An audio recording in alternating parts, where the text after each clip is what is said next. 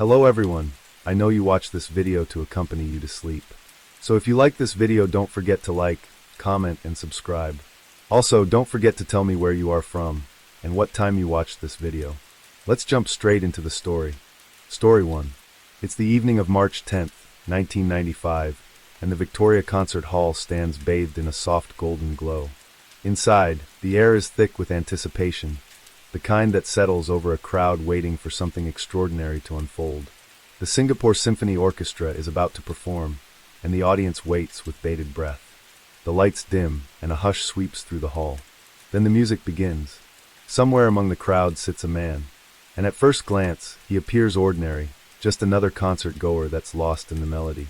He's Caucasian, perhaps in his mid-30s, with neatly trimmed hair and an impassive face. But if you watch closely, there's something unsettling about the way he carries himself. His eyes are alert, almost too aware, as though he's seen beyond the beauty of the performance. His name is John Martin Scripps, and unlike the rest of the audience, John's night won't end like everyone else's. While others will head home and carry on with their lives, John will return to a grim reality. By the next day, he'll be carrying out plans far more sinister than anyone around him could ever imagine.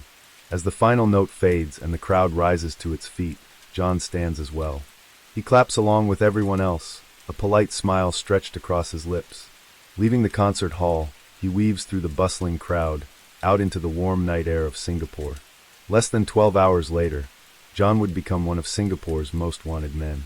Within weeks, his name would spread across the country. 3 different continents, tied to crimes that included brutal murders, calculated fraud, and a spree of deception that left investigators scrambling. It's unsettling to think that just 2 days earlier, he had arrived quietly from the UK, slipping into the country without raising a single alarm. But only hours after the concert, this very man would be dragging a heavy, blood-stained suitcase to the banks of the Singapore River. With a final shove, he'd send its grisly contents into the dark, churning waters below. The real question is, what happened in those short 48 hours to bring him to this point? How did a seemingly innocent evening at the symphony become the prelude to a chain of events so shocking and unimaginable? What's even more troubling is that this case almost went undiscovered. John Martin Scripps had come alarmingly close to slipping through the cracks and escaping justice. But fortunately, as it often does, the truth would eventually emerge. When the world learned the full extent of his crimes, Scripps gained infamy, collecting several chilling nicknames. The most notorious of them all was the Garden City Butcher. You're listening to Haynes, an Asian true crime podcast, brought to you by One Up Media. This episode may contain sensitive details and graphic imagery. Listener discretion is advised. It was March 8, 1995. The humid air of Changi Airport buzzed with the energy of travelers. People rushed from terminal to terminal, the sounds of announcements echoing over the loudspeakers. Amid the bustling crowd stood George Lowe, a South African chemical engineer in his early 30s. He had traveled from Johannesburg to Singapore with a straightforward goal: to hunt for affordable electronics and enjoy his first visit to the vibrant city. Before leaving Johannesburg, George Lowe had carefully laid out his travel plans to his wife, Vanessa, who at the time worked as an airline employee. He assured her that he would call as soon as he checked into his hotel in Singapore, saying, "If you don't hear from me on March 10th, it means I've managed to get a seat on the plane and will be back in South Africa on the 11th. But if I do call on the 10th, it means I couldn't get a seat and will return on the 12th. Vanessa agreed, but couldn't help feeling worried. The love of her life would soon be thousands of miles away, and in an era when international phone calls were costly, all she could do was wait anxiously for his call. However, when Lowe landed at Singapore Changi Airport on the morning of March 8th, his plans took an unexpected turn. He was approached by a man named Simon Davis, who struck up a friendly conversation. Davis spoke with an easy charm, mentioning his own interest in electronics, which immediately created a sense of familiarity between the two men. The conversation flowed effortlessly from one topic to the next, as if they had known each other for more than just a chance meeting at the airport. As the two men talked, it wasn't long until the discussion shifted to something practical. Accommodation. Davis asked if Lowe had already arranged his hotel stay in Singapore, and Lowe confirmed that he had. Davis then proposed an idea. If Lowe was willing, he'd be happy to share the hotel room and split the cost evenly. It was a reasonable offer, and Davis, who appeared harmless, seemed trustworthy enough. They were both of similar age, both Caucasian, and both first-time visitors to Singapore. With so many shared details, Lo had no reason to be suspicious. Just two tourists trying to save money and make the most of their time. What could possibly go wrong? They hailed a taxi together, chatting as they made their way to the Riverview Hotel. It was a decent establishment, well situated, and offering great views of the Singapore River. And as the city's vibrant lights streamed past the windows of the cab, Lo likely felt reassured by Davis's company.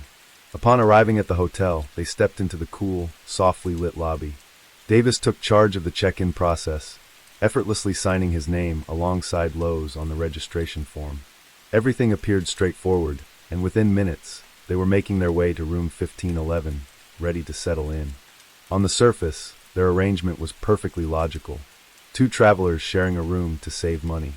But beneath the veneer of convenience and casual camaraderie, a sense of unease lingered, almost imperceptible. The door to room 1511 clicked shut, signaling a brief moment of rest for Lo before he set out to explore the vibrant city. But for Davis, it marked the beginning of something else. His new roommate, Simon Davis, wasn't who he claimed to be, and his entire conversation with George was built on lies. His real name was John Martin Scripps, a man with a dark past and even darker intentions. John was born on December 9, 1959, in Hertfordshire, England, a place just outside of London. He was the youngest child of Leonard and Jean Scripps. His father, Leonard, was a lorry driver, and his mother, Jean, worked as a barmaid. John was raised in a modest, working-class household. From an early age, he experienced long stretches of travel, often accompanying his father on road trips in the lorry.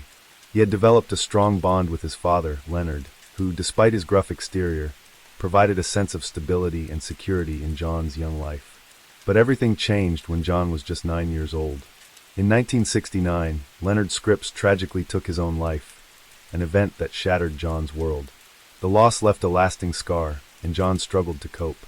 His performance in school suffered, and the curious, adventurous boy he once was became a troubled teenager. He faced extreme difficulties with reading and writing, and was later diagnosed with dyslexia, which made school an overwhelming and frustrating experience. By the age of 15, John had dropped out, unable to fit into the academic world that seemed stacked against him. In the years that followed, John found himself overwhelmed by mounting troubles. Desperate for a way out, he turned to one of the few things that had once brought him joy and connection. With his late father, travel. Traveling became his way of life, a means of outrunning his grief. To sustain himself, he took up odd jobs, sold antiques, and did whatever he could to keep moving. The sense of freedom was intoxicating, but had developed a sense of isolation that would follow him for years. It wasn't long before John realized that this life of constant movement came at a cost. In May of 1974, at just 14 years old, John faced the Highgate Juvenile Court, convicted of burglary. But the punishment, a 12-month conditional discharge and a £10 fine, was a light sentence, hardly enough to deter him. By August 1976, he had already been arrested 3 more times for theft, displaying a growing pattern of criminal behavior that was only getting worse. The court's light punishment did little to set him on a different path. Reports suggest that John had committed these petty crimes in order to fund his travels. But the offenses didn't stop there. In June 1978, he crossed yet another line, this time charged with indecent assault and fined £40. On the surface, it seemed like just another youthful misstep, one more offense to add to a growing list of petty crimes. Yet, beneath the apparent triviality of this incident lay a disturbing pattern. John's crimes were getting bolder by the day. It was no longer just about theft or burglary, or rather, crimes that were committed out of necessity. He was very likely committing these crimes out of thrill. In the late 70s, while traveling through Mexico, John met a woman named Maria Pilar Arianos from the city of Cancun. It was an instant connection, and the two quickly fell in love. Fast forward to the year 1980. The pair got married and began a life of adventure together. For the next 2 years, they journeyed side by side, but their travels came to an abrupt end in 1982, when John was arrested and sentenced to a 3-year prison term for theft, burglary, and resisting arrest. Maria was deeply affected by his imprisonment, and the strain on their relationship began to grow. According to the records, she had no idea what John's real occupation was before his conviction. He had told her he was involved in the import and export business. But in reality, He was a full-time criminal surviving off a series of petty crimes. Despite the betrayal, Maria's love for John compelled her to give him another chance. She pleaded with him to turn his life around and leave crime behind for good. But instead of turning things around for the better, John only spiraled deeper into trouble. In the UK, there is a program designed for non-violent offenders that allows them to return home for a few days to visit their families before completing the remainder of their prison sentence. The purpose of this program is to help inmates reintegrate into society, offering them a chance to reconnect with loved ones and start preparing for a life beyond prison. It was June of 1985, and John was one of the few inmates who were granted this privilege. Just months before he was set to finish his sentence, he received permission to go home and spend time with his family. But instead of using this opportunity to turn his life around, John had other plans. Seizing the chance to escape, he disappeared during his home leave and quickly returned to his old ways, committing another burglary almost immediately. This fresh crime earned him an additional 3 years in prison. By then Maria had reached her limit. Heartbroken and unable to cope any longer, she filed for a divorce. Not long after, she remarried, this time to a police constable named Ken Cold. Prison records suggest that John was an exemplary inmate. He maintained good behavior, never caused trouble with the prison staff, and generally followed the rules. This earned him the rare privilege of a second home leave to visit his family, even though he had previously escaped during a prior leave. Just as he was about to embark on this second visit, however, John learned that Maria had remarried. The news of her union with a police constable filled him with rage and a deep sense of betrayal. Consumed by anger, he sought revenge, using the opportunity to steal some of her new husband's clothing during his home leave. It wasn't until Maria eventually divorced again and returned to her hometown that John's fury finally began to subside. Once he had completed his extended prison sentence, John made a drastic change. He legally dropped the name Scripps and began a new chapter as John Martin. On the surface, it appeared as though he was trying to shed the troubled identity he had built over the years, perhaps hoping for a fresh start and a chance to leave his criminal past behind. But this move was never a bid for redemption. It was to prepare for something even darker. Under his new identity as John Martin, he quickly became involved in drug trafficking, smuggling heroin between Asia and Europe for an organized syndicate. It wasn't long before his illegal activities drew the attention of authorities. In 1987, he was arrested at Heathrow Airport, caught red-handed with drugs in his possession. During the arrest, officers discovered a key on him, which led to a safe deposit box in Singapore. Inside, they found 1.5 kilograms of heroin, valued at over $1 million. In 1988, John was handed a 7-year prison sentence for drug trafficking. However, his time behind bars was far from uneventful. He made multiple escape attempts, and in 1992, he even managed to break free for a short time before being quickly recaptured. These repeated offenses prompted the court to add another 6 years to his sentence, meaning he was expected to stay locked up until the year 2001. But as we know, things didn't turn out that way. John was eventually transferred to a prison on the Isle of Wight, a small island situated along the English Channel. There, he once again established himself as a model inmate. He was also enrolled in programs designed to develop his technical skills. Starting with simple tasks like dishwashing and general cleaning, he eventually trained as a butcher. Under the guidance of an experienced prison caterer and an inmate who had been a professional butcher, he mastered the art of slicing and breaking down raw meat. His precision and efficiency did not go unnoticed. Fellow prisoners and even the prison staff were impressed by how quickly he excelled at his craft. But no one could have guessed that the butchery skills he honed behind bars would later be used for something far darker. In 1995, John Martin, who was under the alias Simon Davis, entered the Riverview Hotel with George Lowe. The next morning, John approached the hotel receptionist, casually asking for Lowe's name to be removed from the registration. He claimed that he felt uncomfortable because Lowe was a homosexual and had made unwanted advances towards him while he was asleep. But in reality, George Lowe was no longer in any position to leave. John Martin Scripps, known to his unsuspecting companion as Simon Davis, was no longer the friendly traveler he had pretended to be. And for George Lowe, the South African tourist who had innocently agreed to share the room, he could not have imagined the horror that awaited him. With a calculating calm, John made his move. What happened next was a brutal, calculated act of violence. As the life drained from his victim, John wasted no time. The man who had once been a model inmate, learning butchery skills in prison, now applied those same techniques to a grisly purpose. Using knives he had brought with him, he dismembered George Lowe's body, separating the limbs at the joints and methodically cutting through flesh and bone. As he worked, the hotel bathroom resembled a makeshift slaughterhouse, with blood splattering the walls and even the ceiling. Once the dismemberment was complete, John meticulously cleaned the scene. He likely spent hours ensuring no evidence would tie him to the murder, scrubbing away any trace of blood and disposing of any soiled linens. The severed parts of George's body were then carefully wrapped in plastic and put in a suitcase. By the time the sun rose over Singapore, John had already begun covering his tracks. He had left room 1511, outwardly composed, and went about his business with an eerie sense of normalcy. Using Lowe's credit cards, he withdrew thousands of dollars buying electronics, sending gifts to his sister, and even enjoying a symphony performance, all while concealing the grisly truth of what he had done. But he wasn't finished. Under the cover of darkness, he dragged the heavy suitcase to the banks of the Singapore River, and one by one, released the contents into the churning water, watching as they disappeared into the depths. In his mind, the river would hide his crime, swallowing the evidence and leaving him free to continue his twisted journey. Or so he thought.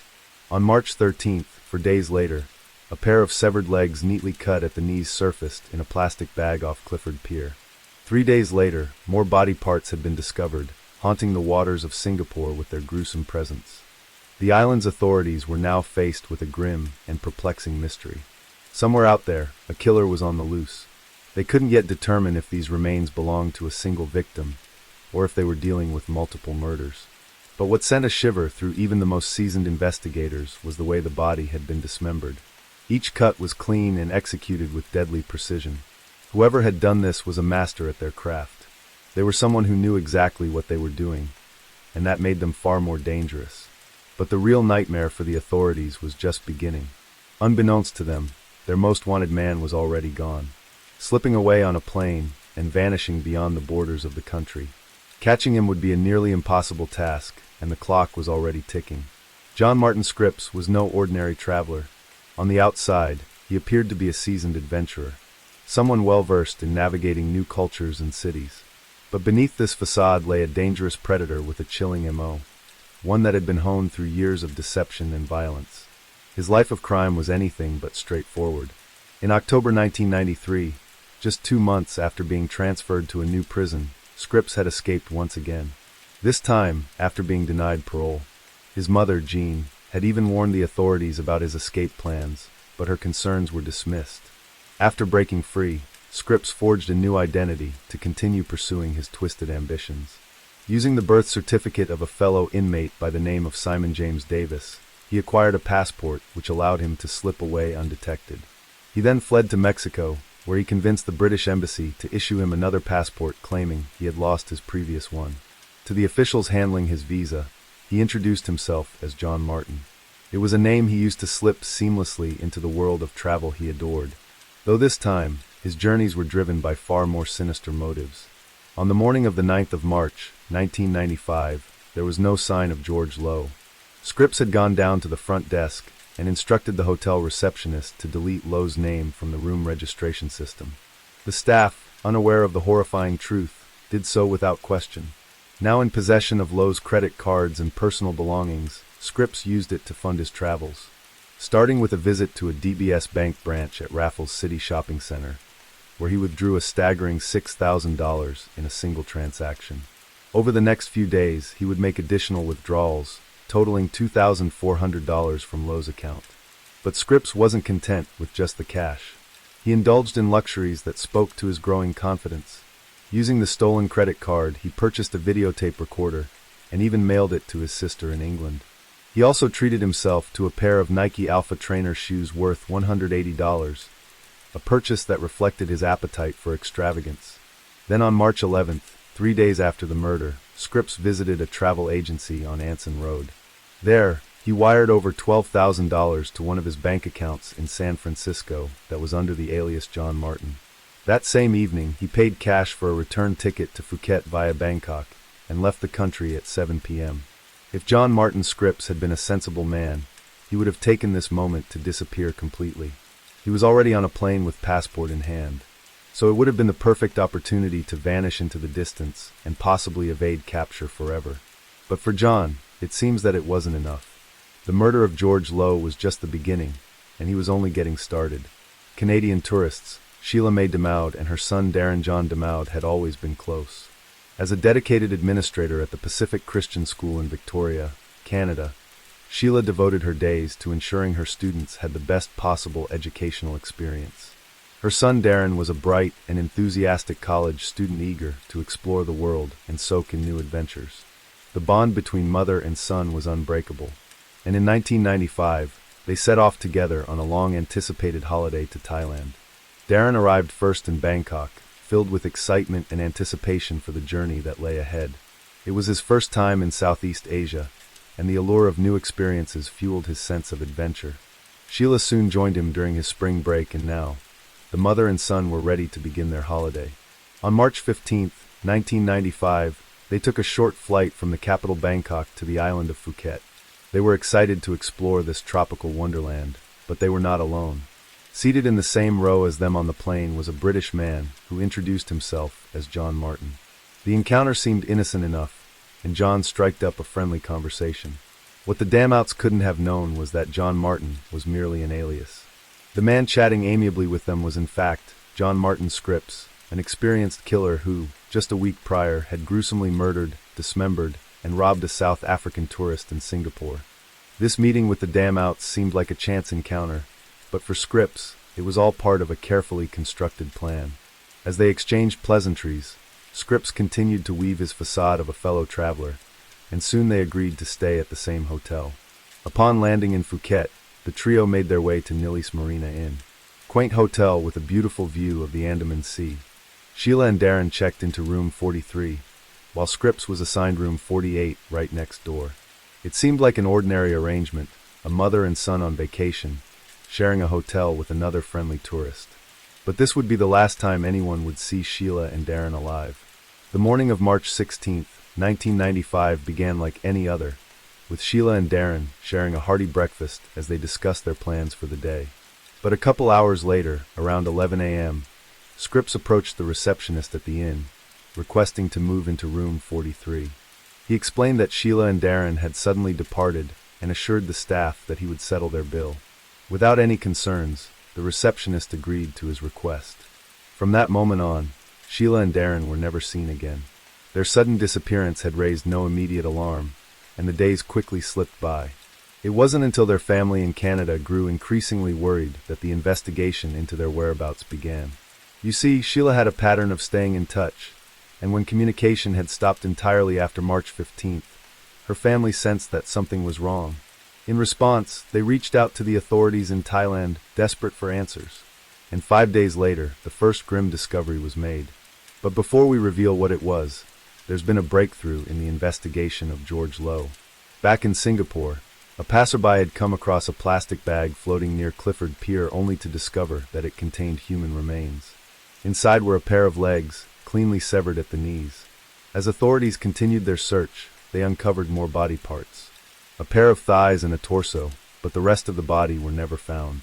It wasn't long before the investigation linked these gruesome discoveries to John Martin Scripps and the murder of George Lowe. The connection began when the South African High Commission expressed concern over Lowe's sudden disappearance. He had arrived in Singapore on March 8th, but soon after, he seemed to vanish without a trace, prompting his wife, Vanessa, to raise the alarm. When George failed to call or return home to Johannesburg, a desperate and worried Vanessa reached out to his colleagues, who immediately began searching for any clues about his whereabouts. Once the authorities in Singapore received Vanessa's missing person report, they began investigating whether the body parts discovered near Clifford Pier could be linked to George. And it wasn't long before the evidence all started to point towards John Martin's. Using hotel records and credit card transactions, police retraced John's steps. They discovered that he had stayed at the Riverview Hotel with Lowe, under the alias Simon Davis. The hotel's front desk staff also confirmed that both men had checked in together and shared a room. Traces of blood found in room 1511 further confirmed that a violent crime had occurred there. Additionally, investigators learned that Scripps had gone on a shopping spree, using Lowe's credit card shortly after the murder, and had packed the dismembered body parts into a suitcase before disposing of them in the Singapore River. The police swiftly launched a manhunt for John, retracing his steps back to where it all began, the airport where he had first encountered Low. But around the same time, authorities in Thailand made a horrifying discovery. On March 19, 1995, the Royal Thai Police, who had been investigating the disappearance of Canadian Sheila and her son Darren, stumbled upon 2 human skulls inside a disused tin mine in Phuket's Katha district. The remains were so badly decomposed that they couldn't be immediately identified, and it would take weeks for forensic experts to confirm that the remains belonged to the mother and son. But the horror doesn't end here. Just days later, more dismembered body parts, a torso, arms and legs, were found along Ban Nha Trang Road, nearly 10 kilometers from the original site. The remains were believed to be Sheila's, while the rest of Darren's body was never recovered. Investigators eventually constructed a chilling timeline. Sheila and Darren were last seen alive on the morning of March 15th, the same day Scripps requested to change his room. This key detail pointed to Scripps as the one who had brutally murdered the mother and son, dismembered their bodies, and scattered their remains like discarded trash. However, by the time authorities began their pursuit, Scripps had already fled Thailand. Surely after taking 3 innocent lives, he would have seized the chance to disappear for good, to vanish into the shadows forever, right? Well, it turns out that while Scripps was a ruthless and brutal killer, he wasn't exactly a criminal mastermind. In an unexpected turn, he was on a flight headed straight back to Singapore, where the police were waiting for him at the airport. On March 19, 1995, John Martin Scripps was swiftly apprehended right as he landed in Changi Airport. He had arrived in Singapore under the alias Simon Davis, an identity already flagged by police after it was used to check into the Riverview Hotel with George Low. In his possession were 5 forged passports, including those belonging to Low and the Damids, irrefutably linking him to the murders. Each passport had been tampered with Scripps replacing his victims' photos with his own. Alongside the forged documents, authorities discovered tools in his luggage that were disturbingly consistent with those needed to dismember a body, such as knives and a hammer. With Scripps now in custody, the investigation into the gruesome murders of the Damudes and George Low was nearing its conclusion. However, this was just the beginning of many disturbing truths that would soon emerge about the man. News of John Martin Scripps, dubbed the tourist from hell, had spread rapidly across Singapore and soon gained international attention. This prompted investigators from the UK, Mexico, and the US to re-examine cold cases involving missing people and dismembered remains. Authorities in Scotland linked Scripps to the disappearance of 2 men from South London, Timothy McDowell and William Shackle. McDowell had vanished in Belize, and while police found dismembered remains, they couldn't definitively identify him. However, a suspicious £21,000 transfer from McDowell's account to Scripps raised alarms. Shackle was also reported missing in Mexico, after financial records showed he had cashed travelers' checks. But despite the circumstantial evidence, authorities were unable to definitively link Scripps to his disappearance. Meanwhile, John Martin Scripps' time in custody wasn't without drama. Records state that he smashed a glass panel in the interview room and tried to harm himself, perhaps overwhelmed by the realization of his crimes and fear of the impending consequences. He was promptly taken to hospital for treatment, and now there was no escaping his fate. His trial for the latest murder was just around the corner, and justice was closing in.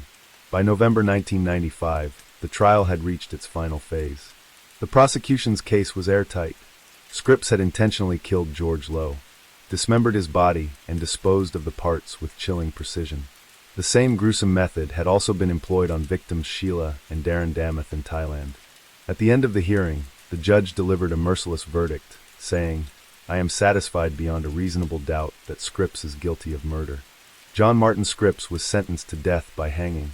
Scripps had initially announced an intention to appeal on November 15th, but inexplicably withdrew it just days before the hearing in January. He even refused to petition for clemency, calmly stating that he was impatient to be executed. In the days leading up to his execution, Scripps penned a series of haunting notes, but his dyslexia was evident in the sheer amount of misspelled words. He writes, according to the records, the night before his execution, John had a vivid dream of taking his own life and woke up in tears, calling out for his mother. Reports state that his mother expressed her anguish, blaming the judicial system for turning her son. into what he had become. But despite her grief, the British government chose not to intervene. On the early morning of April 19, 1996, Scripps was served his last meal, pizza and hot chocolate. Then he was led to the gallows, becoming the first British national to be executed in Singapore since the nation's independence in 1965. Story 2 was January of 1961, on an ordinary evening, along a quiet street in Manila. Rows of houses stood side by side, and many were silent and still, where families settled into their routines. But inside one particular house, things were different. Inside the house was a man named Pablo Cabading, 45 years old, with a presence that seemed to fill every room. He was married to Asuncion, his wife of the same age, and together they had a 24-year-old daughter named Lydia. To anyone outside, they might have seemed like an ordinary family, and Pablo might have looked like a typical father. But those who lived under his roof knew otherwise. Pablo was not a man to be crossed, and he ruled the household with an iron will. His rules were strict, and he expected every member of his family to follow them without question. He wasn't just the head of the house, he was its law. For his daughter, life under his watchful eye was far from easy. Each day, she moved carefully, always aware of her father's gaze and the consequences if she ever went against his wishes. To her, the house didn't feel like a home at all. It felt like a cage she could never escape. Yet, she was a bright young woman with dreams of her own, and when she met a man who showed her kindness, a man who promised her something different, she saw a chance to break free. With him, she began to imagine a future where she could make her own choices, live her own life. But that hope would soon set off a chain of events, leading to one of the most tragic crimes the Philippines had ever witnessed. In January of 1961, the usual quiet of the street where the Carbading household stood was violently broken by the crack of gunfire. Gunshots. Neighbors later recounted how the shots pierced the silence of the night, jolting them awake and leaving them with a deep sense of unease. When the police arrived, they found themselves on the edge of a scene that would haunt them long after that night. Just outside the door, they could hear a faint, anguished voice from within, pleading for them to push it open. Slowly, they forced the door ajar and flicked on the light. The room was drenched in blood. The walls had been streaked red. Something unspeakable had happened here. There were multiple bodies that lay motionless on the floor, and each one of them had blood pooling beneath. As the police moved carefully through the room, a horrifying truth began to sink in. The entire Carbading family had been brutally slaughtered within their own home. Yet amidst the devastation, a faint, desperate sign of life remained. One of them was still alive, fighting against the brutal injuries that she had suffered. It was the mother, 45-year-old Asuncion, lying amidst the blood-soaked floor. Her breaths came in shallow, ragged gasps that were barely audible. This was unlike anything the Philippines had witnessed in years, and the officers knew they had to move quickly. She was their only chance to understand what had happened in this house. They knew that if her life slipped away, so with the answers they desperately needed.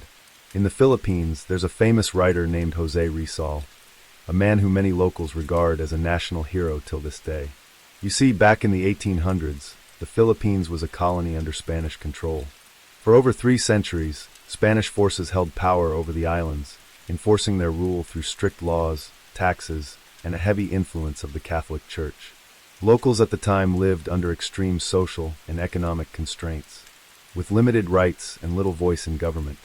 And amid this, a growing desire for reform and freedom began to spread among them, especially among the educated.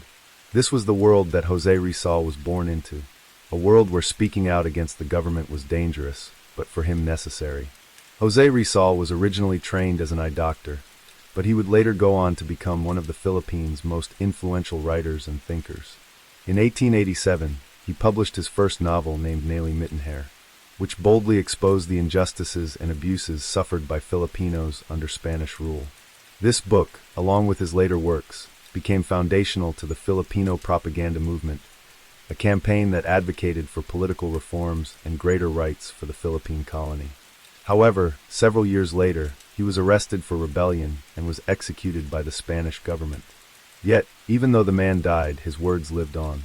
It laid the foundation for the Philippines' journey toward independence, inspiring a collective fight against oppression and igniting a sense of national pride.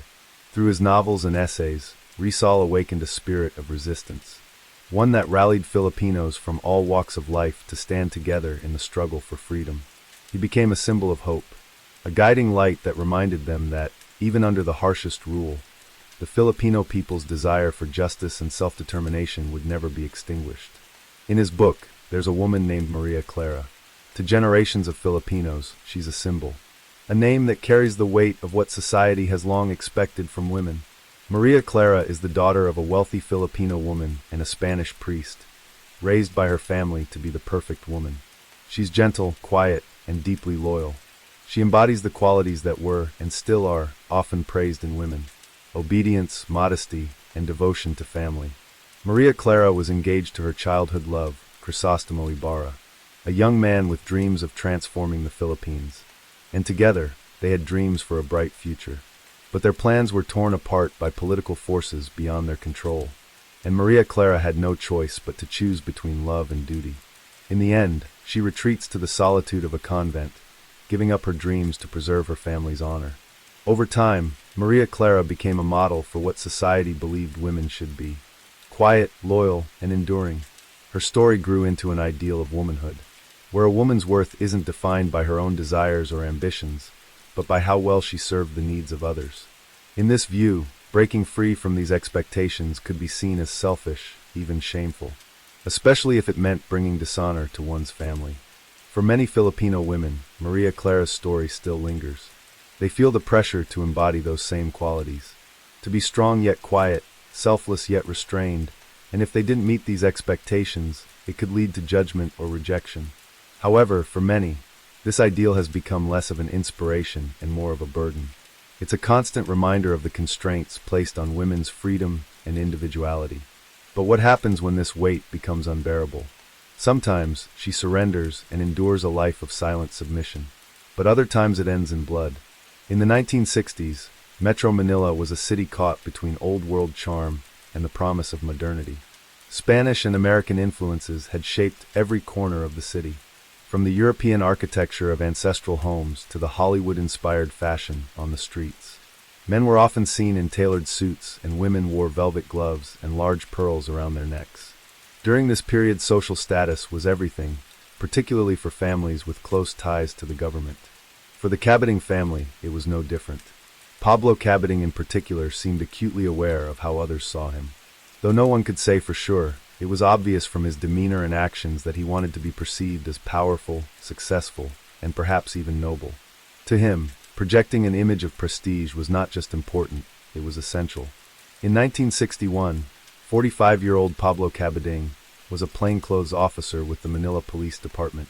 He's often described as someone who carried himself with authority. He was very tall and often stood out because of his height, and he also had a striking choice of colors and clothing which gave him a youthful appearance. His wife Asuncion, on the other hand, was described as a reserved woman, but she never failed to respond immediately to her husband's commands. Together, they had a daughter named Lydia, as well as an adopted son who was 8 years old at the time.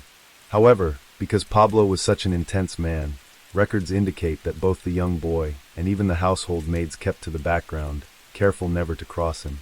Pablo was known to be overbearing and kept a close, almost obsessive watch over his daughter Lydia.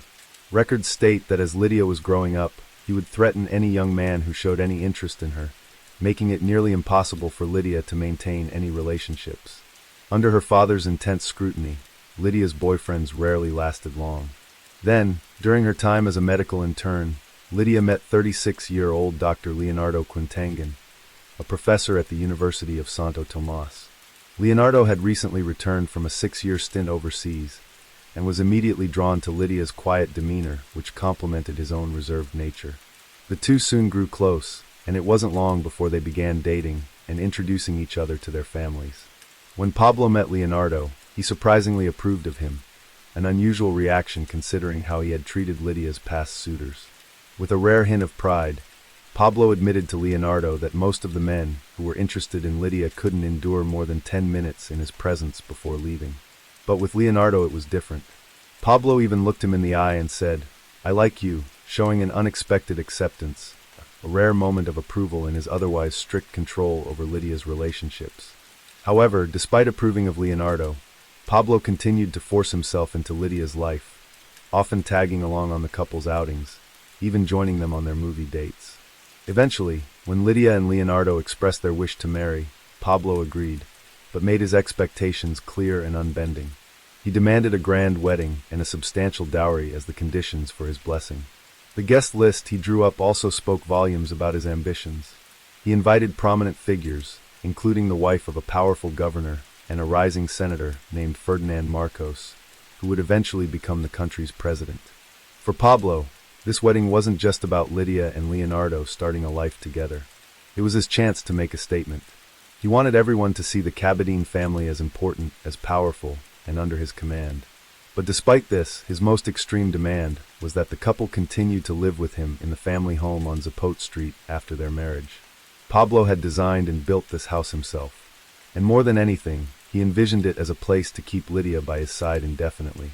At the time, Leonardo was deeply in love with Lydia and hopeful for the life they could build together.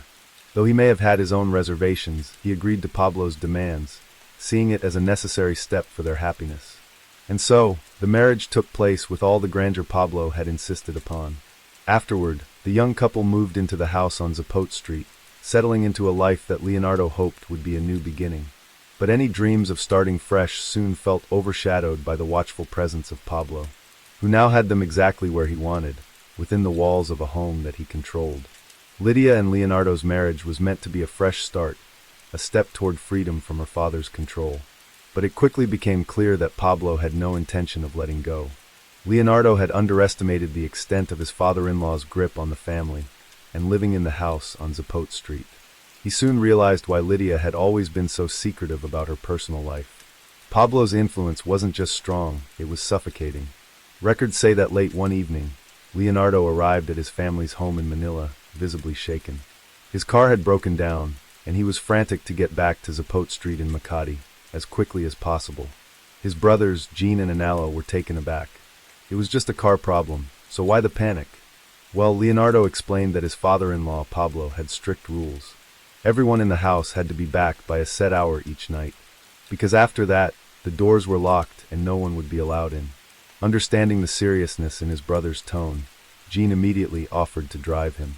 The drive down would take about 40 minutes, but by the time they arrived at Zapote Street, the house was already dark and the gates were locked tight. Leonardo, unwilling to give up, rushed to the gate, gripping the railings and shaking them vigorously, hoping to wake someone inside.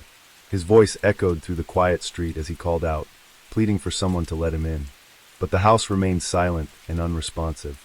Watching his brother plead helplessly at the gates stirred a quiet anger in Jean. After half an hour, it became clear that no one was coming to open the door. Reluctantly, the two brothers returned to Manila. The next morning, Leonardo went back to Zapote Street only to be met with Pablo's smug, taunting expression. Despite Leo's explanation about his car breaking down, Pablo didn't believe him.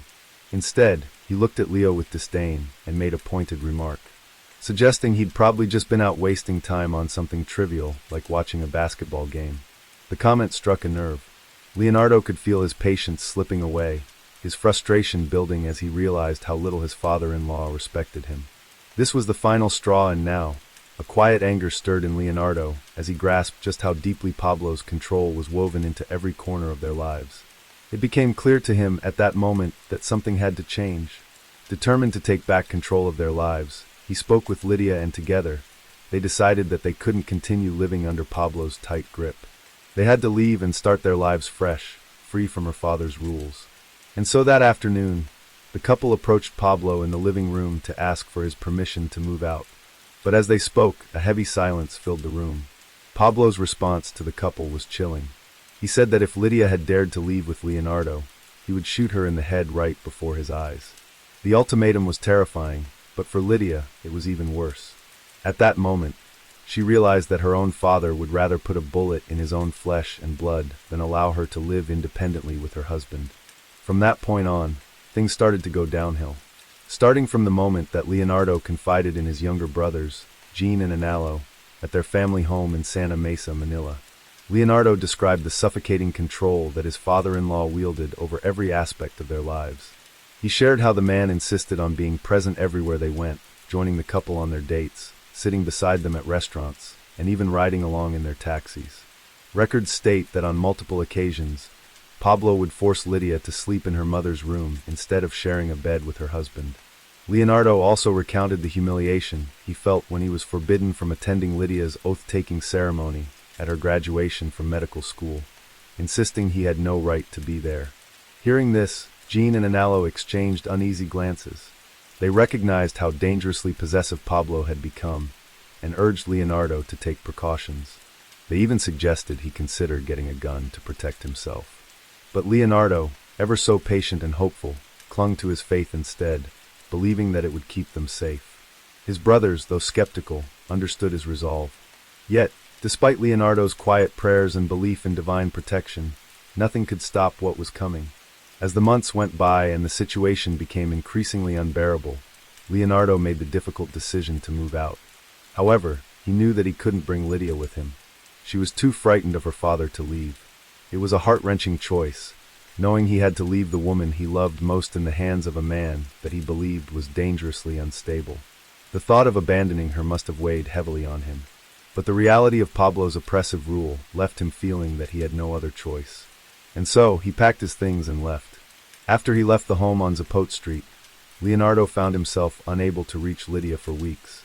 Pablo had cut off all means of communication, and Lydia wasn't allowed to leave the house unless she was accompanied by a family member. Her isolation was near total, and any hope of reconnecting seemed out of reach. However, the situation shifted slightly when Leonardo had learned that Lydia started working at a hospital, giving her a rare glimpse of freedom. Seizing this chance, Leonardo went to visit her, desperate to reconnect. But his hopes were quickly dashed when he arrived, only to find Pablo there, ready to stand between them once again.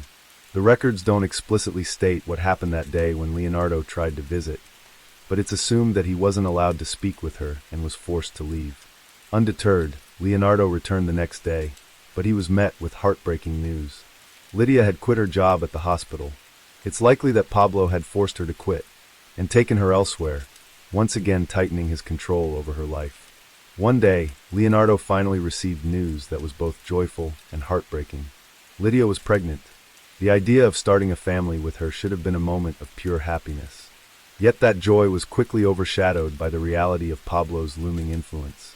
Leonardo couldn't help but imagine the iron grip Pablo would try to exert over their child, over their family, crushing any dreams of freedom. However, he was still more determined than ever to support Lydia in any way he could. When Leonardo made his way back to the house on Zapote Street, he found Lydia standing in the backyard. Approaching her, he handed her some money for prenatal care, but he could feel the oppressive weight of Pablo's presence even though he wasn't in the house. Lydia, visibly anxious, shook her head and refused to take the money directly.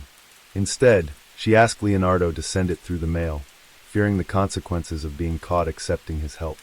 Leonardo agreed, but when he mailed the check, it came back to him unopened. He tried again, and each time, the check returned to his address in Santa Mesa. This was more than just a rejection. It was Pablo's way of sending a message, a declaration of absolute control. He alone would decide what was best for Lydia and their unborn child, and anyone who tried to interfere would be pushed aside, including the father of the child. After some time, Leonardo received a desperate phone call from his wife. Her voice was frantic as she begged him to come and take her away. Without a moment's hesitation, Leonardo rushed to the house on Zapote Street, where he managed to get Lydia out. Putting her in the car, he drove her towards his home in Cavita, determined to keep her safe from her father's unrelenting control. During the journey, Leonardo called his brothers in Santa Mesa, urgently instructing them to protect their mother. In Leonardo's mind, he couldn't predict what would happen next, but he knew his father-in-law was capable of extreme measures. He likely felt a deep sense of urgency, knowing he had to do everything possible to keep his loved ones safe. A few hours later, a taxi came to a slow stop in front of the family's residence in Santa Mesa. The car door creaked open, and out stepped Pablo.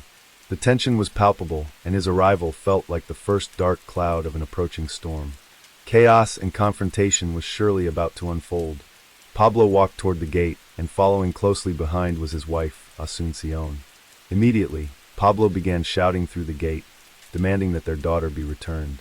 In response, Leonardo's younger brothers hurried out to try to defuse the situation and reason with them, explaining that Lydia wasn't there. She was with Leonardo. However, Pablo was unconvinced and started to grow more furious. Turning around, he walked back toward the taxi, opened a box, and pulled out a submachine gun. Aiming it directly at Jean, he threatened to shoot everyone if his daughter wasn't summoned immediately.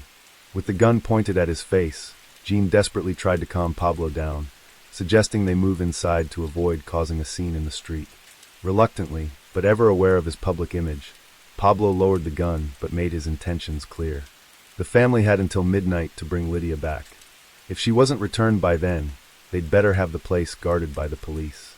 As Lydia's parents left, Jean immediately got into his car and made his way to Cavita. When he arrived, he recounted the terrifying events that had just unfolded in Santa Mesa. He described the moment Pablo had pointed a gun directly at him, the fear that gripped him as he stared down the barrel. Lydia had to be returned by midnight, or the consequences would be dire. Overwhelmed and desperate, Lydia had reached her breaking point. Turning to Leonardo, she admitted that throughout her life, she had never been truly happy.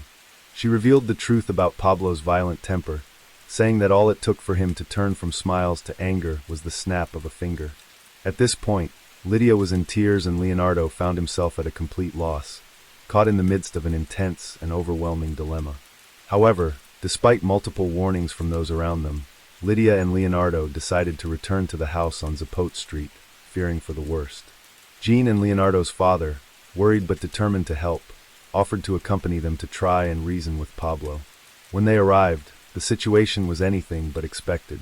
Pablo greeted them with an unexpected warmth. He was all smiles, cheerful and welcoming, even assuring them that he had no problem with Lydia moving out. It almost felt like a complete 180-degree switch in his personality. Nevertheless, the family was immediately overcome with a sense of relief and joy, believing that perhaps everything had been a huge misunderstanding. Even Lydia and Leonardo were taken aback, though pleasantly surprised. Pablo had said those words in front of everyone, so they felt confident he meant them. It seemed like things might finally be turning around, but that feeling of calm was fleeting, because the next morning, the hope they had clung to would take a dark turn. On the morning of January 18, 1961, Pablo reached out to Lydia, who was staying at Leonardo's family home, claiming that her mother had fallen ill and was asking to see her. Lydia knew this game all too well. She recognized it as yet another ploy to lure her back to Zapote Street. Her heart sank, but she also saw this as a chance to gather her belongings and hopefully leave that house for good. Concerned for her safety, Leonardo asked his brothers to go with her. When they arrived at Zapote Street, an eerie silence hung over the house. They found Asuncion lying on the couch, fast asleep. Lydia wasn't fooled. She knew that her mother was feigning her illness and pretending to be asleep. Without hesitation, she headed upstairs to start packing her things, determined to make this her final goodbye. Meanwhile, brothers Jean and Analo stayed downstairs, trying once again to reason with Pablo, but his grip on Lydia remained as firm as ever. Their conversation was cut short by a sudden crash from upstairs. Pablo excused himself, and a tense, awkward silence filled the room as they waited. Minutes later, he returned with Lydia, who was clutching a crucifix tightly in her hands. Her face was blank, her voice weak, as she asked her brothers to leave, with Pablo standing ominously by her side. Nanilo tried to insist on staying, but Lydia reassured him, saying she would be fine. But deep down, the brothers knew she wasn't safe. Eventually, Jean and Nanilo returned to Manila and made a call to Leonardo with grim news. Once again, Lydia was trapped in the house on Zapote Street. Furious and determined, Leonardo made up his mind to return immediately. Jean, concerned for his brother's safety, urged him not to go alone. But Leonardo, driven by desperation, ended the call and got ready to leave. Understanding the urgency, Nanilo volunteered to go with him, as Jean had to be at work and couldn't join them. Leonardo had reached his breaking point with the man he called his father-in-law. He knew this had to end. He either confronted Pablo now, or risked having his life and Lydia shattered forever. When they arrived at Zapote Street, they were greeted by an unusually calm Pablo, who directed Leonardo upstairs. Leonardo silently nodded and made his way up. Pablo remained in the living room with Nanilo, offering him a cup of coffee and making oddly friendly conversation, though the tension was undeniable. Something felt terribly wrong, and Nanilo couldn't shake the feeling off. Moments later, he noticed Asuncion quietly carrying a glass of milk up the stairs and slipping into Lydia's room. The house fell into a heavy silence until suddenly, a woman's scream shattered the air, followed by soft, desperate sobs. Nonalo's heart raced as he clutched the coffee cup while Pablo turned to him with a disturbingly casual smile. Then Pablo calmly stood, made his way upstairs and entered Lydia's room, leaving the door slightly ajar. The silence that followed was suffocating. As Nonilo heard the door click shut, a series of gunshots rang out. In a blur of panic, Nonilo jumped to his feet and bolted out of the house. He didn't look back. He didn't have to. Something horrific had just taken place in that room, and he knew he needed to get help as fast as possible. When the police arrived at the house on Zapote Street, they found it locked and disturbingly silent. Forcing their way inside, the officers stepped up the stairs and into Lydia's room. The entire area had been soaked in blood, and the air was heavy with the acrid smell of gunpowder. In the center of the chaos lay the bodies of Leonardo Katongan, Lydia Cabading, their hands still clasped together in a final embrace. Both Leonardo and Lydia were dead, having been shot right in the chest. Nearby, Pablo Cabading's lifeless body rested on his daughter's bed with a gunshot wound to his head. The officers also found Lydia's mother, Asuncion, gravely wounded but miraculously still alive. She had been shot in the chest and stomach, with the gun lying only a few inches from her feet. Asuncion was rushed to the hospital for emergency surgery, and miraculously she survived. Asuncion's testimony was the key that helped police reconstruct the horrific events of that night. On that fateful day, in one final violent outburst, Pablo confronted Lydia and Leonardo in the room as they prepared to leave Zapote Street for good. Consumed by rage, he pulled out a gun and shot Leonardo first, then turned the gun on Lydia as she tried to shield her husband. Even this was too far for Asuncion, and she screamed as she attempted to stop him. However, she too became a target of her own husband's fury. Finally, Pablo ended the bloodshed by turning the barrel of the gun on himself and pulling the trigger. In the years that followed, the story of the Cabading family was immortalized in Philippine literature and cinema. Award-winning Filipino writer and journalist Nick Joaquin recounted the chilling case in his short story The House on Zapote Street. This book went on to inspire a film that was released in 1981 called Kisap Mata, which portrays an obsessive father's unyielding hold over his only daughter. Kisap Mata is still considered one of the greatest films in the country to this day, but it was groundbreaking at the time as it was the first film to ever depict incest on screen. Critics have noted that the director had subtly implied a deeply disturbing relationship between the father and daughter, a detail that many believe was central to Pablo's descent into insanity. Nick Joaquin, the author of the book that inspired this film, supported this by revealing a chilling detail. Unbeknownst to the young couple, Pablo would sometimes hide under their bed as they slept. This fueled rampant speculation, with many believing there was something deeply unsettling happening within the household, secrets the family had desperately tried to keep hidden. On December 24, 1981, just one day before Kisap Mata was set to premiere at the prestigious Metro Manila Film Festival, a temporary restraining order was filed to halt its screening.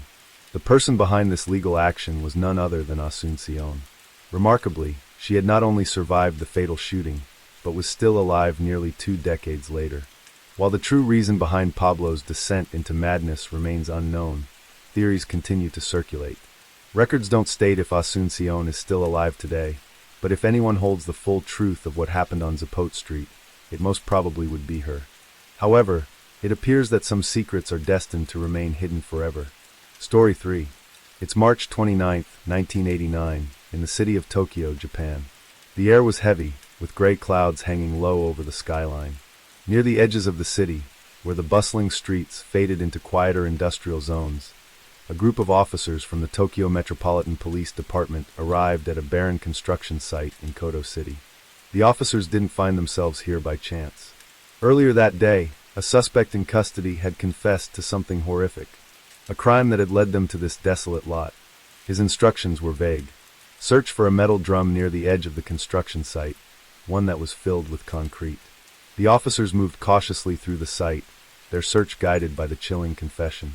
Their eyes scan the ground, picking through piles of rubble and debris. Then one of them stops. His gaze locks on a rusted drum, partially buried beneath the dirt.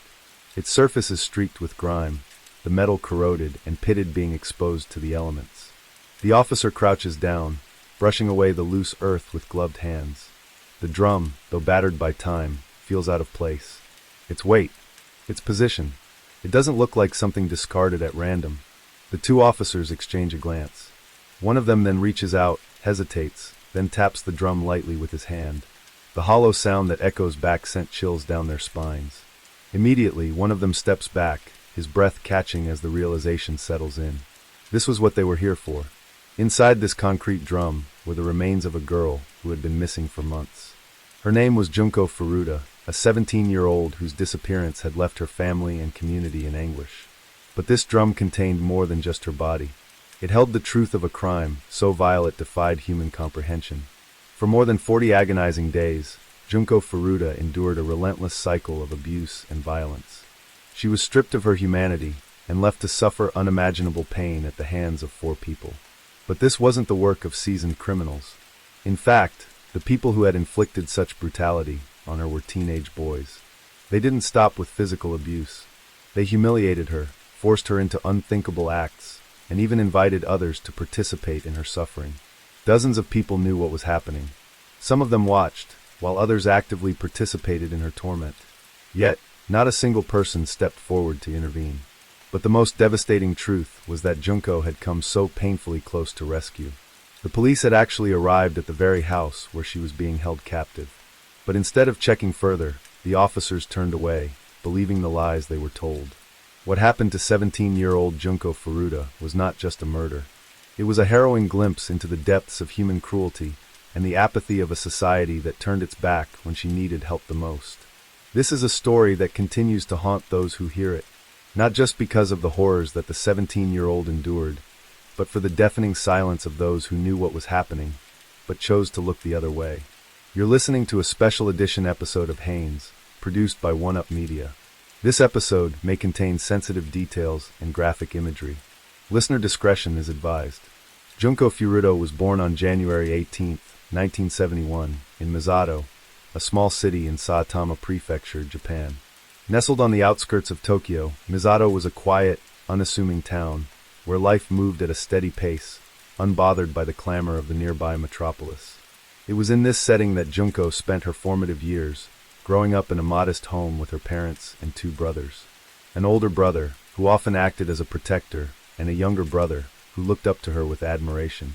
From a young age, Junko exhibited a quiet determination and a sense of responsibility that made her seem wiser and more mature than her age. Her teachers at Yasho Minami High School often spoke of her as an exemplary student, dedicated, focused, and rarely absent. She excelled academically and earned the respect of her classmates for her ability to balance her studies with her personal goals. Outside the classroom, Junko was equally driven. In October 1988, she took on a part-time job at a plastic molding factory. Working held a deep significance for her. She likely recognized the hard work her parents had put into raising her, and she wanted to do her part to ease their burden in any way she could. Her dreams extended beyond her small town. Junko had aspirations of becoming an idol singer, a profession that connected her love for music with her desire to inspire others. Though she kept these dreams mostly to herself, those closest to her knew how deeply she cherished the idea of standing on a stage, bringing joy to others through her voice. Like any teenager, Junko faced the usual challenges of adolescence, navigating friendships and school life. But she handled them with quiet strength and resilience. To her family, she was their source of pride. To her friends, someone you could trust. And to herself, a girl with big dreams and the drive to make them come true. For 17 years, her life was one of hope and potential, a future waiting to unfold. We know that life can be unpredictable, but what happened to Junko next was beyond anything anyone could have imagined. On the evening of November 25, 1988, 18-year-old Hiroshi Miyano and 16-year-old Shinji Minato were cruising through the quiet streets of Misato on their motorcycles. Records state that both teenagers were high school dropouts with several run-ins with the law at the time. Miyano, at 18, exuded a sense of authority. Bolstered by his connections to the Yakuza, these ties fueled his arrogance, giving him a reputation as someone untouchable. Meanwhile, his 16-year-old accomplice, Minato, often took on the role of a follower, obediently carrying out Miyano's orders without hesitation. That night, their intent was as dark as the roads they traveled, robbing and preying on unsuspecting women. As they prowled the area, their eyes scanned for a target, searching for someone vulnerable, someone they could overpower. A couple miles away from where the 2 boys were, Junko Furuta had just finished her shift at the plastic factory. It was late, and the cool November air brushed against her face as she pedaled her bicycle through the familiar streets. The route home was one she knew by heart. Each turn she made was a reminder of her routine. The day had been tiring, but it was worth it.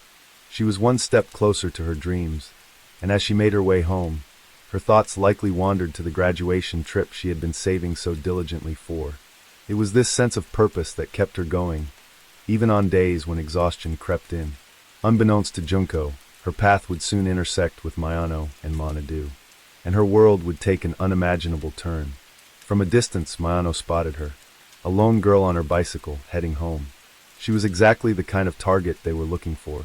Acting on Mayano's orders, Minato accelerated his motorcycle, swerving close enough to kick Junko off her bicycle.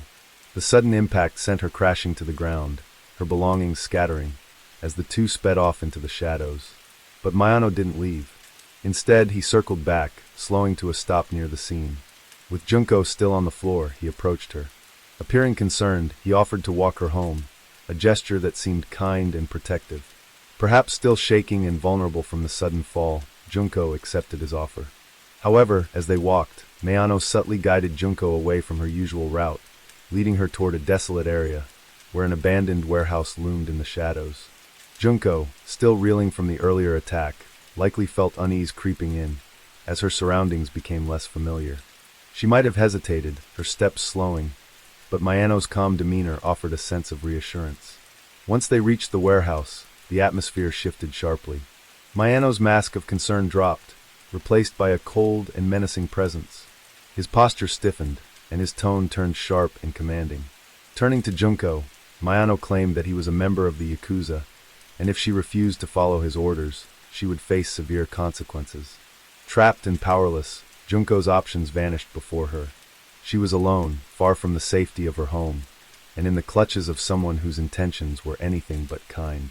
Fearing for her life, she had no choice but to comply.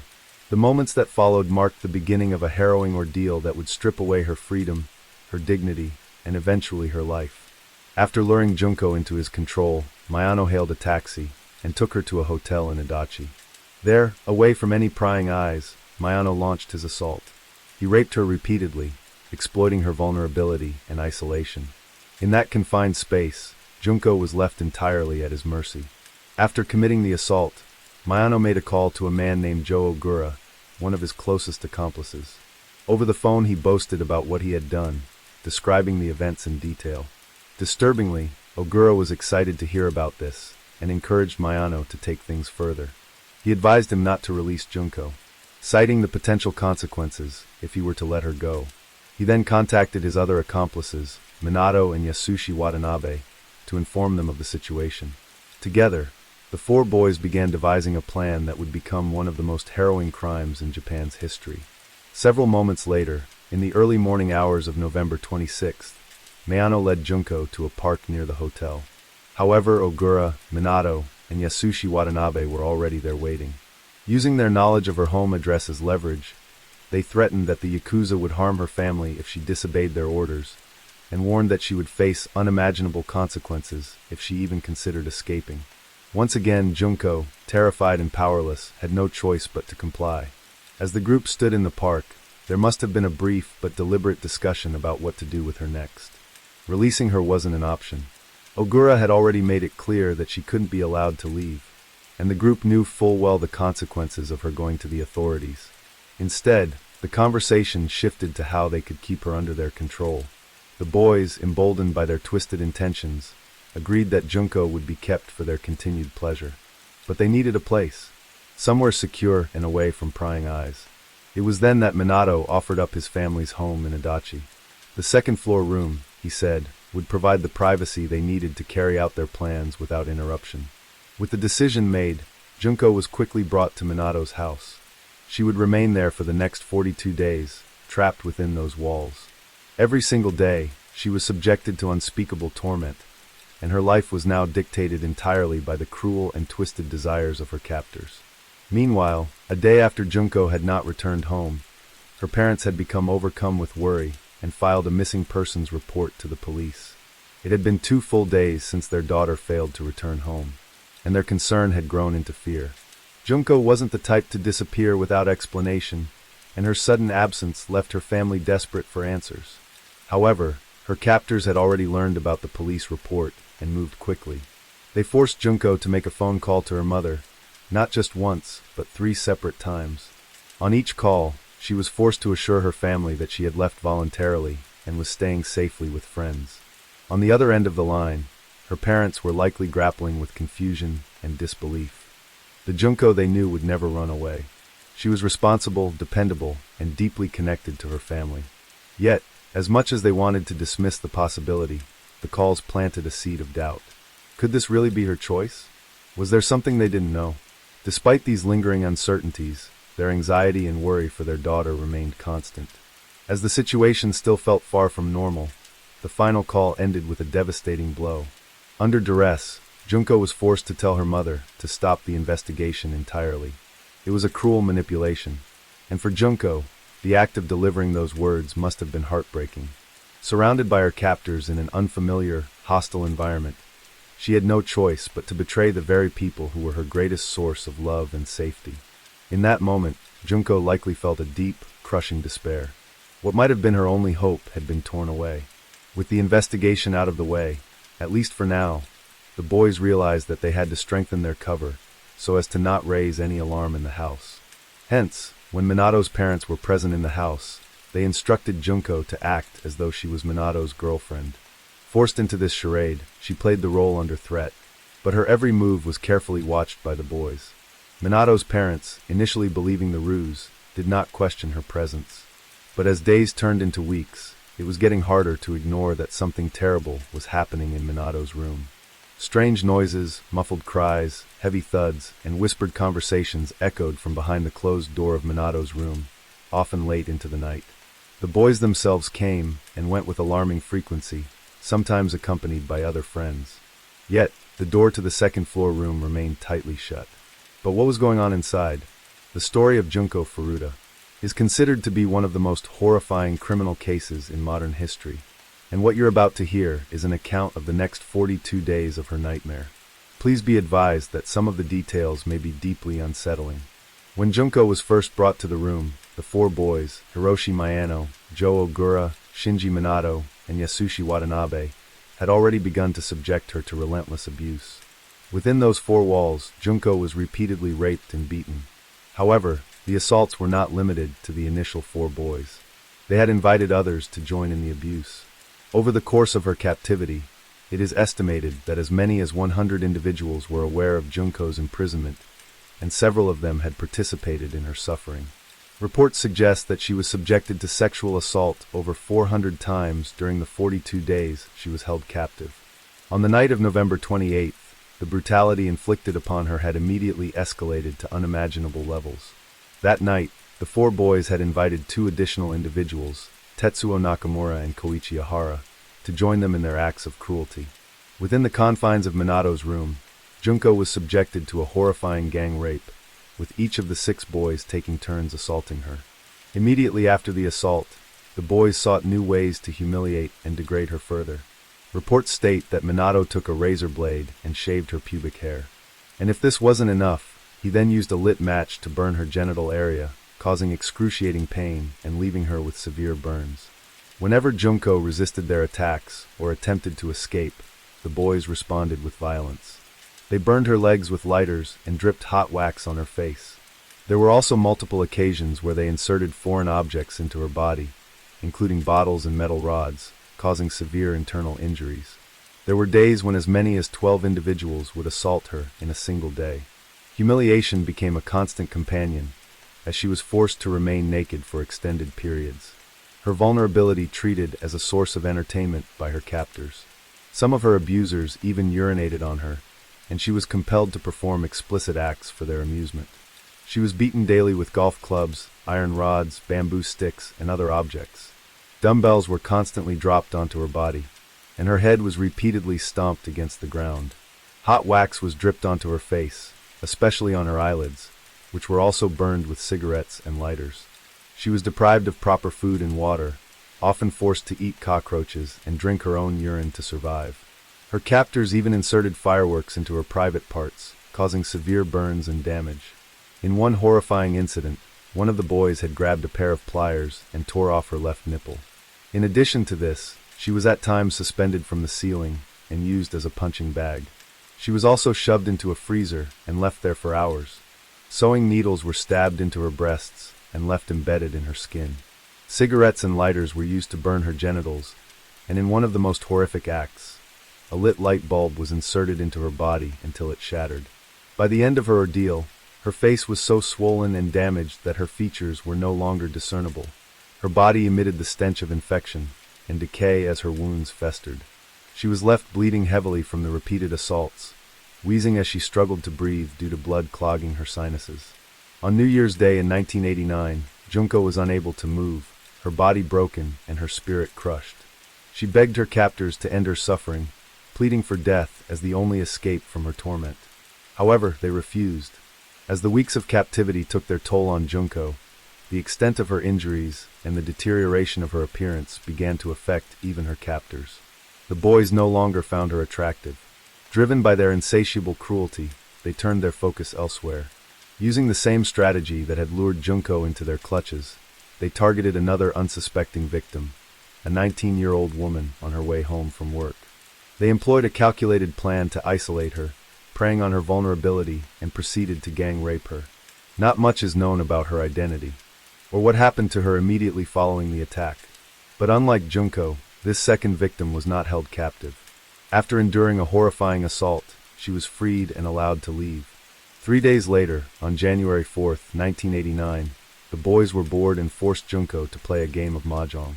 Despite her condition, she managed to win the game, which enraged the boys.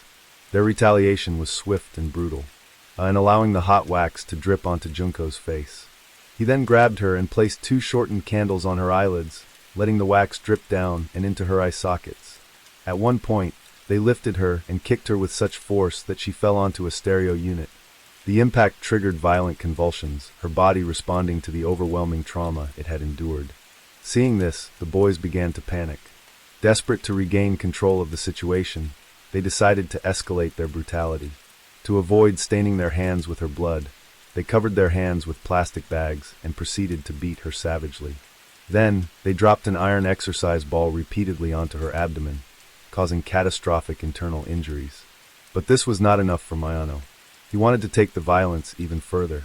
Grabbing a bottle of lighter fluid, he poured it all over Junko's body and set fire with a match. Junko made several weak attempts to extinguish the flames, but her strength was completely depleted after weeks of torture. Eventually, the fire raged on, and she stopped moving. Around 10 a.m. on January 4th, 1989, her 42-day ordeal of unimaginable suffering and cruelty had ended. Less than a day later, they devised a plan to dispose of her body in a way that they believed would ensure it was never discovered. They began wrapping her body in blankets, and then placed it inside a large travel bag. This bag was then transported to a construction site in Koto, Tokyo, where they had acquired a 55-gallon metal drum. Using quick-drying concrete, they filled the drum and encased her body inside. Once the drum was sealed, they abandoned it in a vacant lot at the construction site. For nearly 3 months, Junko's body remained hidden in the drum, her family unaware of her fate, and her captors continuing with their lives as though nothing had happened. Unsurprisingly, Mayano and his accomplices continued their criminal behavior, engaging in theft and assault. But sometime in early 1989, Mayano and Ogura, both emboldened by their earlier crimes, were arrested in connection with the abduction and gang rape of a 19-year-old woman in December 1988. This was the same victim they had assaulted, while Junko was still being held captive in Minato's room. During police questioning, Mayano made a slip of the tongue. Believing that Ogura had already confessed to Junko's murder, he panicked and revealed the location of the drum, thinking that his involvement was already known. When police investigated the site Mayano described, they found the drum exactly as he had said, partially buried among construction debris. Inside, they uncovered the concrete and case remains of Junko Furuta. This discovery shocked the investigators. The discovery of Junko Furuda's remains was a turning point in the investigation. Once the drum was retrieved and its horrifying contents revealed, the scope of the boy's cruelty became clear. For Junko's mother, the revelation was unbearable. Overcome with grief and shock, she fainted upon hearing the extent of her daughter's suffering. Her mental state deteriorated rapidly, and she required a long-term stay in a psychiatric hospital to cope with the trauma. As part of the investigation, an autopsy was conducted on Junko's remains. According to the report, small glass bottles were found still lodged in her rectal cavity, and it was also discovered that she was pregnant throughout the abuse despite the severe damage to her uterus. Additionally, her face was so mutilated from the repeated assaults that investigators had to rely on her fingerprints to confirm her identity. Following the discovery of the body and the disturbing details from the autopsy, the police moved swiftly to ensure that those responsible faced justice. Mayano's confession had set the wheels in motion, and the police expanded their investigation to include his accomplices, Joe Ogura, Shinji Minato, Yasushi Watanabe, and any others who had participated in the crimes. The arrest of the boys swiftly followed, and the news sent shockwaves through their communities. Friends, neighbors, and even their families struggled to connect the horrific acts with the young men they thought they knew. Police say that over 100 people were believed to have known about Junko's captivity, with some directly participating in the abuse. And yet, no one had come forward to help her. The media quickly picked up on the case, dubbing it as the concrete encased high school girl murder. The details and the sheer length of Junko's ordeal drew national and international attention. Public outrage quickly erupted, with many demanding harsh punishment for the perpetrators and questioning how such acts of inhumanity could have occurred without any intervention. In the weeks following the arrests, the defendants were brought before the court. Because all the main suspects were minors at the time of the crime, their identities were initially protected under Japanese law. However, investigative journalists argued that the severity of their actions stripped them of any right to anonymity. This debate on whether or not to publish their names became a significant point of controversy at the time. But ultimately it became irrelevant, as their names and photographs were published anyways. During the trial, the prosecution sought life sentences for the main offenders, emphasizing the calculated and prolonged nature of Junko's suffering.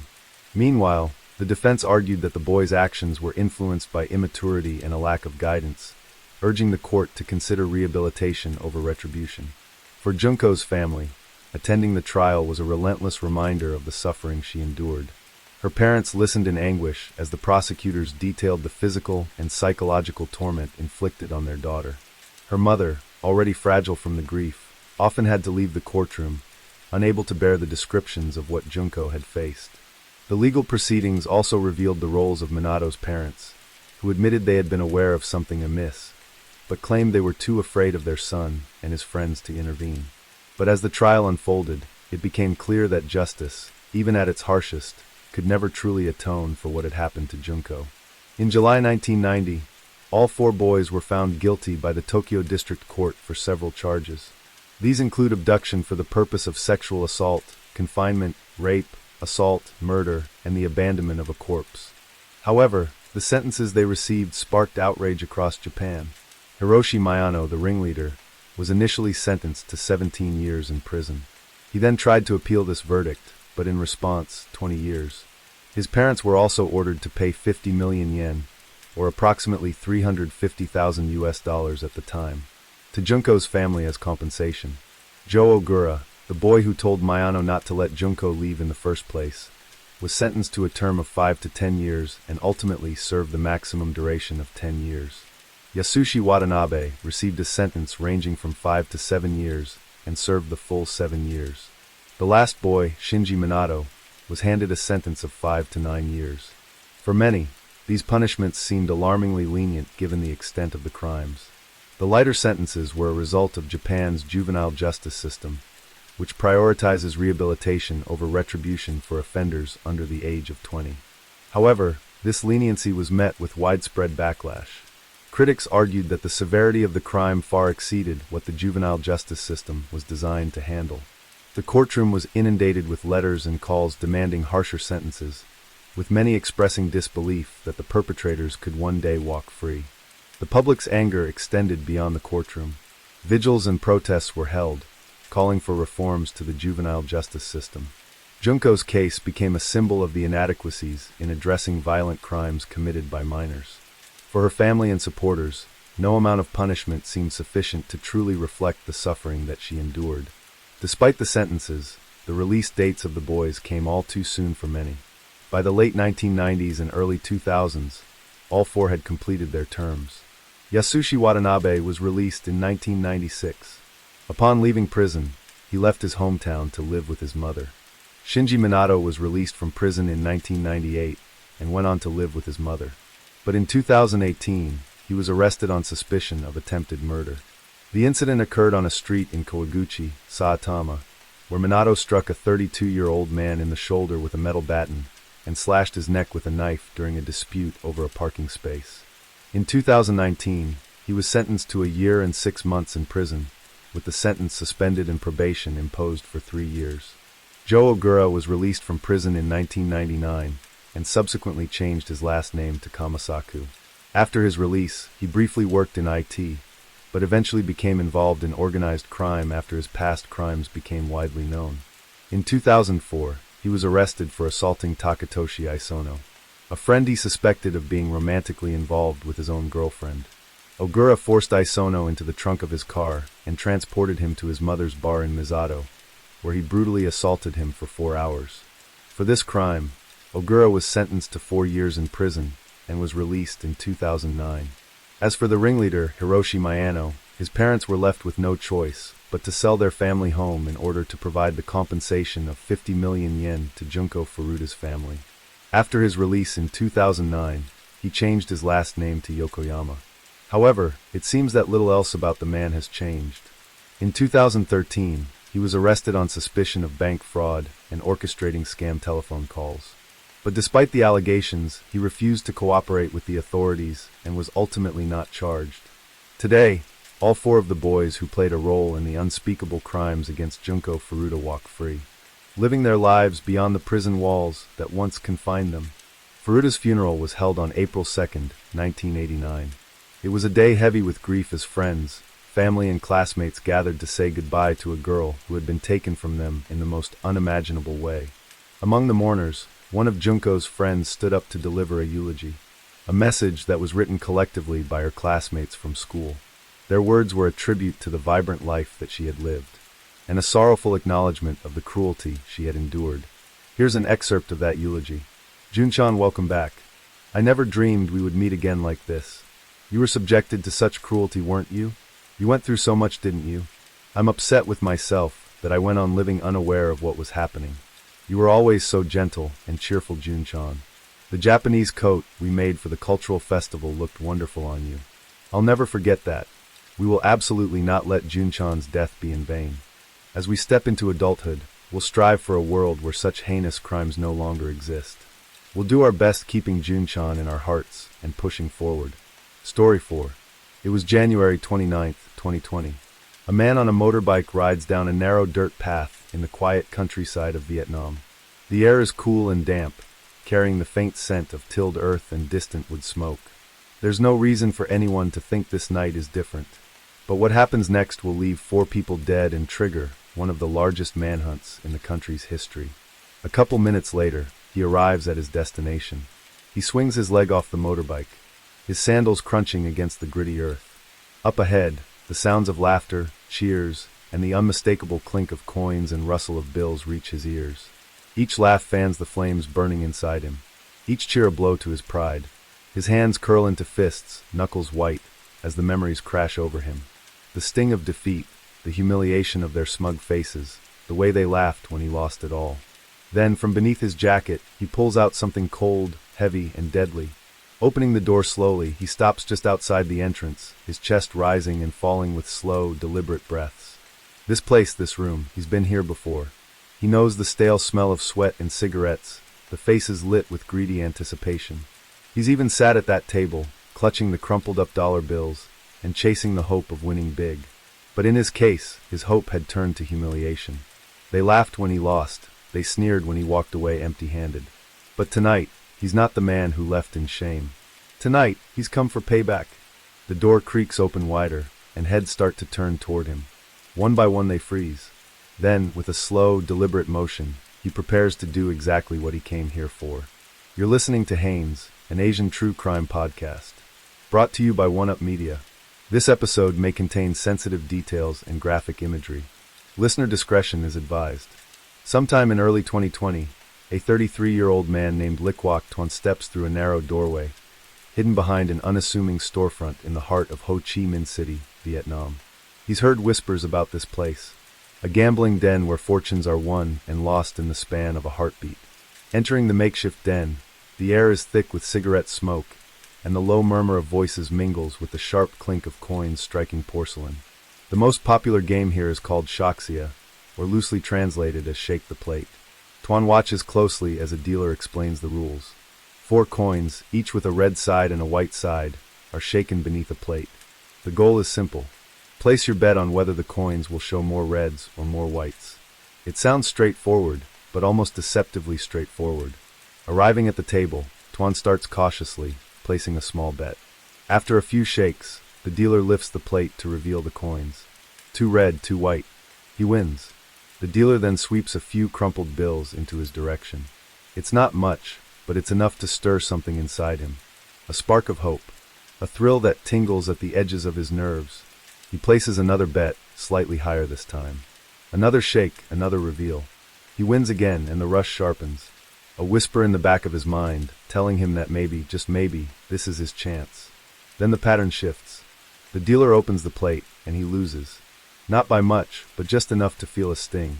He brushes it off, convinced it was a fluke. He bets again, his fingers tapping rhythmically against the edge of the table as the dealer shakes the plate. The coins clatter and settle. Another win. Relief washes over him, mingling with excitement. Tuan places another bet, a little higher this time. After all, he has to make up for his losses, doesn't he? But soon, the losses start to outnumber the wins. A tiny flutter of doubt creeps into his mind. He brushes it aside, focusing harder. Tuan convinces himself that each loss is just another step closer to a win. He can almost feel the turn of his luck hovering, just out of reach. The sound of the coins under the porcelain rings in his ears like a taunt. He leans in closer, watching the dealer's every move, searching for clues that aren't there. The plate lifts, the coins flash red and white, and the outcome is revealed. Another loss. As time passes, he places bet after bet, each one pushing the stakes a little higher. But with each loss, the sting grows sharper, and the wound cuts deeper. Gambling dens like these are pretty common in many parts of Vietnam. They operate quietly, hiding behind storefronts or concealed within older buildings. These are places that you could walk by 100 times, yet never suspect what lies beyond its doors. Of course, the law in Vietnam doesn't tolerate them. Police raids happen frequently, and those caught inside face harsh consequences, like steep fines that can wipe out any of their winnings, or even time behind bars. The risk is real, and the price of being caught can be steep. Yet the promise of quick, easy money is a temptation that drowns out all caution. For many who enter these dens, the allure of a jackpot, the thrill of the bet, and the hope of instant fortune eclipses the fear of getting caught. In these places, hope and desperation mix, driving people to keep coming back no matter the risk. In this situation, most gamblers don't think about the risks or consider the consequences. All they see is the game and the hope of a big win. But these places are more than just for gambling. Fortunes are not the only things lost here. Sometimes people lose far more. It was January 29th, 2020, the 5th day of the Lunar New Year. The streets of Chu Chi district were quieter than usual. Families gathered in their homes. The sound of laughter and conversation carried on the evening breeze. A sense of celebration and calm lingered in the air. In the rural depths of the Tan Tan Dong commune, something similar was unfolding. Laughter filled the air, but it was punctuated by occasional bursts of anger and frustration. And on the table, there was more than just hope. There was a lot of money at stake. Concealed within a dense grove of trees stood a makeshift gambling den. It wasn't much, a crude, open-air shelter tucked away from prying eyes. The canopy of branches provided just enough cover to keep it hidden. Around a worn, rickety table, gamblers were engrossed in their world, their eyes fixed on the dealer's hands, their breaths shallow, and their focus unyielding. Some players stood back, eyes scanning every movement for a hint of advantage. Others leaned in close, their fingers twitching, ready to pounce on the next opportunity. In this isolated pocket of the world, the thrill of chance consumed them. They were locked in a cycle of hope and despair, unaware that their fates were about to collide with something far more dangerous. Among the gamblers stood 33-year-old Lakwak Thuan, known in the area as Thuan Kai. He had a lean frame, his posture relaxed yet controlled, and a face that gave away little. His expression was always neutral, marked by a calmness that made it hard to read what was going on in his mind.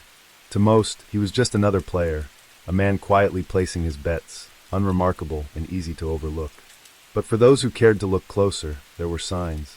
A tightness in his jaw, a fleeting intensity in his eyes, the way his fingers tapped lightly against the table. As the afternoon dragged on, Tuan was on a losing streak, and his composure began to crack. Luck had turned its back on him, and with each failed bet, the pile of crumpled bills in front of him grew smaller. By now, he had lost nearly 200 million Vietnamese dong, close to 8,000 US dollars. This was an entire year's worth of hard-earned wages, gone in a matter of hours. Each shake of the plate felt like a cruel joke, and the clatter of the coins echoed in his mind. It was as if the game itself was mocking him, telling him that no matter how hard he tried, he would never win. When he started that day, he had likely imagined turning a modest sum into a life-changing haul. But now, he watched helplessly as his hopes crumbled, the money slipping through his fingers, faster than he could hold on. The gamblers around him didn't help either. Some were undoubtedly riding the wave of his misfortune. Their quiet smirks and subtle nods of satisfaction twisted the knife even deeper. Their wins were his losses, and the sting of their silent judgment burned hotter with every passing second. Tuan's patience wore thinner, his breath shorter. The realization struck like a blow. He was running out of money. The sensible choice would have been to walk away, to accept defeat, and live to fight another day. But that option was a bitter pill he refused to swallow. The thought of leaving as a failure ignited a fire in his chest. The humiliation, the whispers, the quiet laughter, all of it threatened to consume him. He couldn't let it end like this. There had to be a way out. One more chance. One more bet to make things right. With a sharp breath, he pulled out his phone, his fingers shaking as he punched in the number. When his cousin Min answered, Tuan's voice was low and firm. "Min, listen to me. Go to my mother's house. There's 100 million there. I need you to bring it to me. Don't ask questions. Just do it. I can't leave like this. I'm not walking away a loser. Hurry, and don't tell anyone." When the call ended, the silence that followed felt oppressive. Tuan had drawn a line in the sand, and there was no going back. His pride, his desperation, his simmering rage, they all merged into a singular, relentless drive. One way or another, he was determined to change his fate. But with every bet, he edged closer to the moment when everything would finally and violently break. A 100 million Vietnamese dong is almost 4,000 US dollars. This was a huge chunk of cash, way more than most people would ever dream of betting all at once. But for Tuan, this was no longer about the money. It had become far more personal. Tuan's cousin Min finally showed up with the money, but as he took the cash and added it to his stack, the reality didn't shift. He placed bet after bet, but the losses, they kept rolling in. After a few consecutive losses, Tuan was once again running out of money. The mood around the table shifted. The friendly banter soured, replaced by grumbles and sharp remarks. The tension grew, Tuan's frustration bubbled over, and he started snapping at the other gamblers. Maybe it was their smug comments, or the way they laughed while he kept losing. Whatever it was, it lit a spark inside him. Then, without a word, Tuan pushed back from the table. His movements were swift, almost mechanical. His expression gave nothing away. But his eyes? They blazed with something dangerous. Something beyond frustration.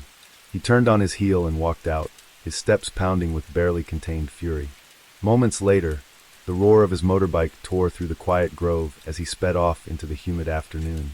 To the other gamblers, it probably looked like nothing more than the tantrum of a sore loser who couldn't handle defeat. But for Tuan, this wasn't surrender. It was a calculated retreat. As he vanished down the dusty path, something dark churned inside him. Eventually, the man who had walked away empty-handed returned, but not with more cash or another desperate bet. He came back with an AK-47 strapped to his back. Pointing the barrel of the gun towards the table, the first shot exploded into the air, and a deafening crack shattered the tense stillness of the den. The closest gambler barely had time to react before he crumpled to the ground, his chair clattering loudly as it toppled with him. In that instant, the room descended into chaos. Screams erupted, sharp and panicked. Players lunged in every direction, desperate to escape. A man shoved away from the table, eyes wide with terror, his feet slipping on the debris. Another gambler, fueled by blind desperation, rushed toward Tuan in a last-ditch effort to stop him. But Tuan's movements were cold and precise. He raised the AK-47 and fired again. The second shot slammed into the man, who fell mid-stride, his body hitting the ground with a lifeless thud. Bullets tore through the thin walls of the den, ripping through flesh and splintering wood. And then, just as quickly as it began, the gunfire ceased. For men lay motionless, their bodies draped over the makeshift table and sprawled across the dirt floor. Two more gamblers groaned weakly, clutching their wounds, their eyes glazing over as the life ebbed from them. Tuan stepped forward and surveyed the devastation he had just unleashed. His gaze settled on one of the victims, named Huyen Noc Min Tuong, whose lifeless body was slumped over a scattered pile of cash. The sight of the money brought no hesitation. Tuan reached down, his fingers sweeping up the crumpled bills, 802 million Vietnamese dong, and stuffed them into a waiting bag. With the gun still slung across his back, he walked back towards his motorcycle, swung his leg over the seat, and kick-started the engine. Without looking back, Tuan sped off, leaving behind a scene soaked in death and blood. What he set in motion that day unleashed one of the largest manhunts Vietnam had ever seen. When 33-year-old Le Quoc Tuan left the den, the place had become eerily silent, save for the faint cries of the wounded and the hushed, disbelieving murmurs of survivors. For men lay dead where they had been seated moments earlier, their lifeless bodies sprawled over the gambling table, stained with blood. Nearby, two others clutched their wounds, their faces contorted in agony, barely holding on. The survivors, frozen in shock, stood at a distance, struggling to process the horrific scene that had just unfolded. Among them, someone made the call to the police, a trembling voice on the other end of the line, desperately recounting the unimaginable carnage. Meanwhile, Tuan sped away on the stolen motorbike, its engine roaring as he disappeared into the dense rural landscape. In his bag was more than 800 million Vietnamese dong in cash, or around $32,000. These were the bloodstained spoils of his rampage. When authorities received the call, their response was swift. Officers from multiple specialized units were quickly mobilized, racing toward the scene. Heavily armed and on high alert, they didn't know what awaited them, whether the shooter might still be nearby, or if the situation could escalate further. Within minutes of their arrival, investigators began their work. They sifted through the scene, cataloging every detail, the shattered remnants of the gambling setup, discarded belongings, and bullet-riddled surfaces. Security cameras from nearby roads were reviewed, and while the footage varied in quality, one critical image stood out. A grainy capture of the shooter, moments after the massacre. He was riding the stolen motorbike, his face partially obscured by a mask and cap, clad in a black jacket, blue shorts, and sandals. He seemed unremarkable, but to the officers, this was their target, an armed, dangerous fugitive capable of unthinkable violence. As the investigators delved deeper into the identity of the shooter in the footage, a chilling detail came to light. One that sent shockwaves through the task force. This wasn't just any armed fugitive. His name was Le Quoc Tuan, a former police officer. The man they were hunting had once worn the very uniform of those now chasing him. Tuan had been trained in combat, armed tactics, and evasion, skills that now made him an even deadlier adversary. For the officers pursuing him, this wasn't just a manhunt. It was a race against someone who knew exactly how they worked, how they thought, how they moved, how they hunted. For the next few days, Tuan's whereabouts were a complete mystery. His trail seemed to have vanished almost as soon as it had appeared, leaving investigators grasping for leads and the community gripped with unease. But Tuan wasn't actually lying low or hiding. Every moment was spent calculating his next move, taking deliberate steps to outmaneuver the authorities and stay one step ahead of the tightening net around him. Reports suggest that after fleeing the scene, Tuan sought refuge at the home of an accomplice named Pharm Tan Tam, known better as Pharm. At his house, Tuan handed over a portion of the stolen money, instructing him to pass it along to his wife. It might have been a desperate attempt to secure his family's future, even as his own life spiraled further into chaos. Yet, Tuan didn't linger for too long here. Very quickly, he abandoned the stolen motorbike he had used to escape the gambling den, knowing it could lead the authorities directly to him. He then set off on foot, traveling through the dense rural paths of Siu Chi under the cover of darkness.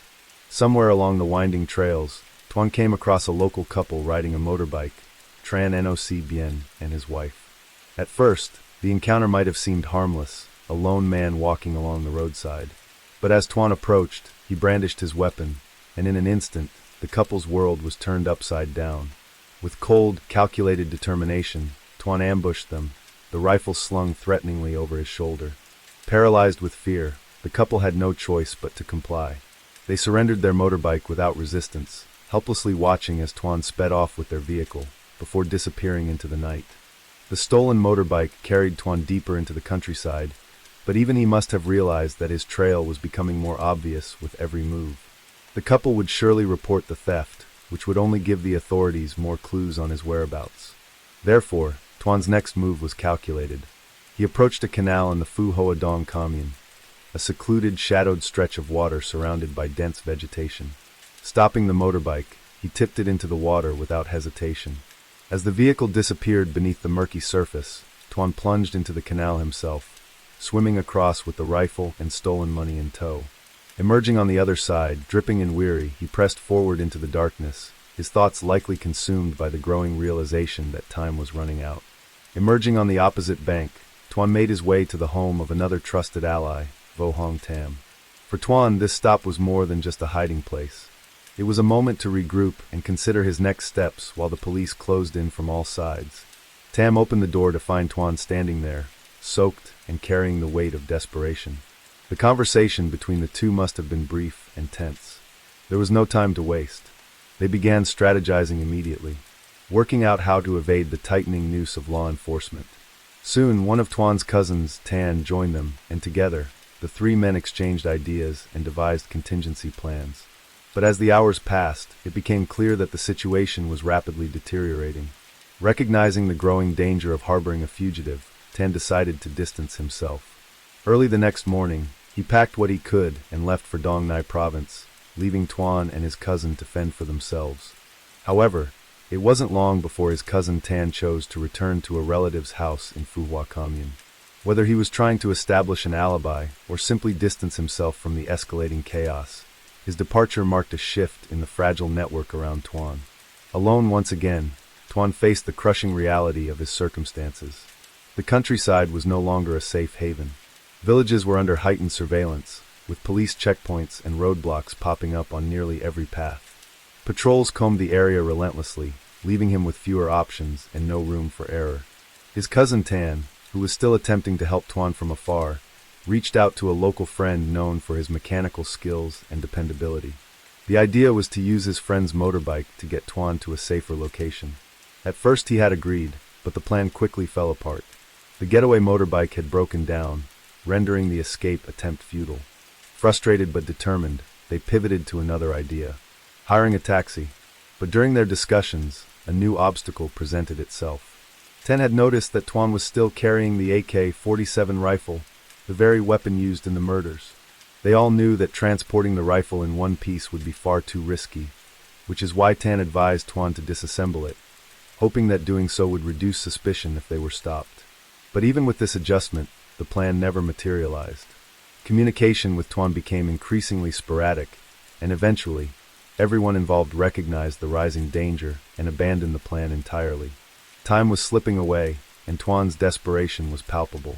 His sanctuary at Tom's house no longer felt secure. The once quiet countryside was now a hive of law enforcement activity, with roadblocks, helicopters, and constant patrols leaving him with nowhere to hide. Even those who had initially supported him began to falter. The risk of aiding a fugitive weighed heavily on them. By now, it was clear that Tuan's time was running out. On February 13, 2020, nearly 2 weeks after the massacre, police received a tip that would change everything. They managed to confirm Tuan's location. He was hiding in a friend's house. The response was immediate. Over 500 personnel from various law enforcement agencies mobilized, descending on the area in a coordinated operation. This was it. The moment the manhunt had been building toward, the officers approached cautiously, knowing the danger they faced. Tuan was armed, volatile, and cornered. A lethal combination. As the task force surrounded the house, the air grew heavy with tension. Officers moved silently, their weapons drawn, their steps deliberate. Every creak of a boot on gravel, and every faint rustle seemed amplified, a reminder of the danger lurking within. Everyone knew what the man was capable of. After all, he had already killed 4 people. What were a few more lives to him? Inside the house, Tuan must have felt the weight of his choices pressing down on him. He had evaded capture for nearly 2 weeks, but now the walls were closing in. Perhaps he listened to the faint murmurs outside, the occasional crackle of a police radio. Whatever his thoughts, he knew this was the end of the road. Cornered, armed, and desperate, Tuan prepared to make his last stand. For the officers outside, every second dragged like an eternity. This wasn't just an ordinary arrest. It was the culmination of a manhunt that had captivated the nation, and it could end in a bloodbath. Then it began. The stillness of the countryside shattered as Tuan opened fire, his AK-47 erupting in deafening bursts. Bullets tore through the night, splintering wood and ricocheting off surfaces. The officers returned fire with precision, their movements deliberate as they sought cover and maneuvered for position. For several minutes, the firefight raged on with the cacophony of gunfire reverberating through the rural landscape. The flashes of light from the barrel of Tuan's rifle illuminated the scene in brief, chaotic intervals.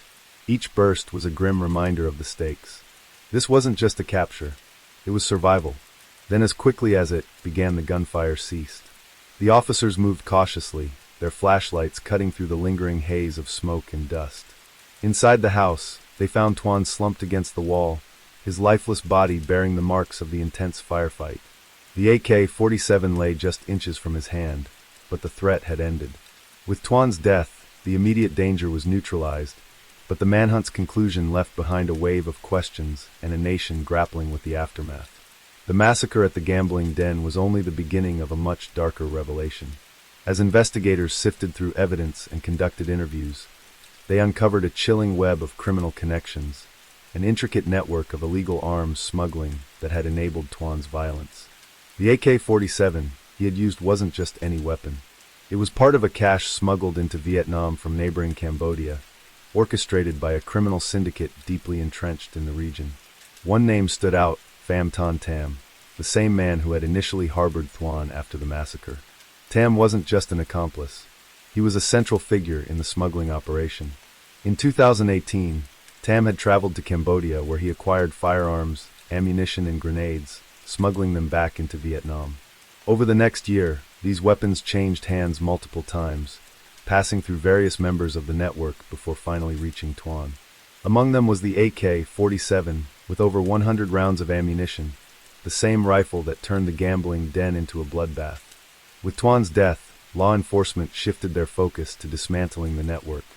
Raids were conducted, arrests were made, and a clearer picture began to emerge of the criminal infrastructure that had armed him. The fallout from Tuan's rampage extended far beyond the immediate victims. The families of those killed at the gambling den were left to mourn their devastating losses, while the survivors grappled with the trauma of that fateful day. The broader investigation exposed the cracks in Vietnam's enforcement against illegal gambling and armed smuggling. Public outcry demanded answers. How could someone like Tuan, a former police officer, have access to such deadly firepower? And how had the criminal networks flourished unchecked for so long? As the dust settled, the legal system began addressing those who had aided Tuan. Among them, Pham Ton Tam faced charges of aiding and abetting, along with several others connected to the smuggling ring. For Vietnam, the saga of Le Quoc Tuan was more than the tale of a gambler-turned-killer. It was a painful reminder of the desperate measures a person could resort to when consumed by pride, loss, and the illusion that violence could reclaim what fate had taken away. The countryside of Shu Chi eventually returned to its quiet rhythm, but the memory of that January evening would linger for years to come. Story 5. It's 5 p.m. on the 6th of January, 2016. We're inside the Grand Indonesia shopping mall in Jakarta, a big mall right in the center of the city. Picture lots of shoppers strolling around, their faces lit up with excitement. That's the vibe you get here. At the Olivia Cafe inside the mall, a young woman occupies a booth, her gaze fixed expectantly as she awaits the company of her friends. The cafe is fitted with nice wooden tables, comfy cushioned booths, and every corner is filled with lush green plants, creating a refreshing and calming atmosphere. It's also a pretty upmarket cafe, because it often attracts a crowd of well-to-do folks who appreciate the finer things in life. But our focus is on a booth where a 27-year-old woman named Jessica Wongso is sitting. Her eyes appear to be fixed on the entrance, and she's leaning forward a bit, eager for her friends to arrive. Fast forward to 5:16 p.m., and seated around the table were 3 women. Myrna Sehan, Jessica Wongso, and their mutual friend Honey. Their iced beverages rested in their hands as they engaged in conversation and shared laughter that echoed with delight. But amidst all the activity, an imminent tragedy was silently biding its time. The events of the next hour would set into motion a chain of events that would summon ambulances and police vehicles, while also attracting news reporters from far and wide. I heard this first from my mom. So my mom sent me one of those, chain text messages. And it has Myrna's picture, and it's kind of like the headline of the text was something about, "Oh, this young girl, she died of a heart attack from mixing diet pills," something like that. The reunion of the three women were all captured on CCTV cameras that were installed in the cafe. The muted and grainy video shows Myrna settling into her seat after sharing a warm hug with a longtime friend, Jessica. Soon after, Myrna eagerly grasped her favorite Vietnamese iced coffee and indulged in a sip. But immediately, her facial expression changed into a grimace, a clear display of disgust or shock. Myrna took a sip. She said, "Oh, why does it taste weird?" Sensing that the iced coffee had an unusual taste, she signals to her friend, Haney, and asks if she'd like to give it a try. She kind of put the straw on the tip of her tongue, and she said that her tongue tingled. And then not long after, you can see Myrna she looked like she was a little bit out of it. She was spitting herself, and then she threw her head back. Right there and then. CCTV cameras capture Myrna's head jerked back involuntarily, as if struggling against an unseen force. It was a heart-wrenching moment, and a difficult scene to witness as Myrna slumped into her seat, convulsing and foaming at the mouth for several agonizing minutes. Amid the turmoil, urgency prevailed, and an ambulance was swiftly summoned to the cafe. With sirens wailing in the background, Myrna Salahan was taken away. The ambulance raced through the city streets, with flashing lights cutting through the evening gloom as it navigated its way to a hospital in central Jakarta. But it's too late. Myrna Salahan was pronounced dead at 6 p.m. Her fight has come to an end. Those sentiments you hear were voiced by one of the early members of a Facebook group named Justice for Myrna. In an exclusive conversation with the Heinous team, she delves into a personal bond with Myrna Salahan, sharing perspectives about her personality and shedding light on the truth behind Myrna's death. Respecting her wish for anonymity, we will refer to her as Jane.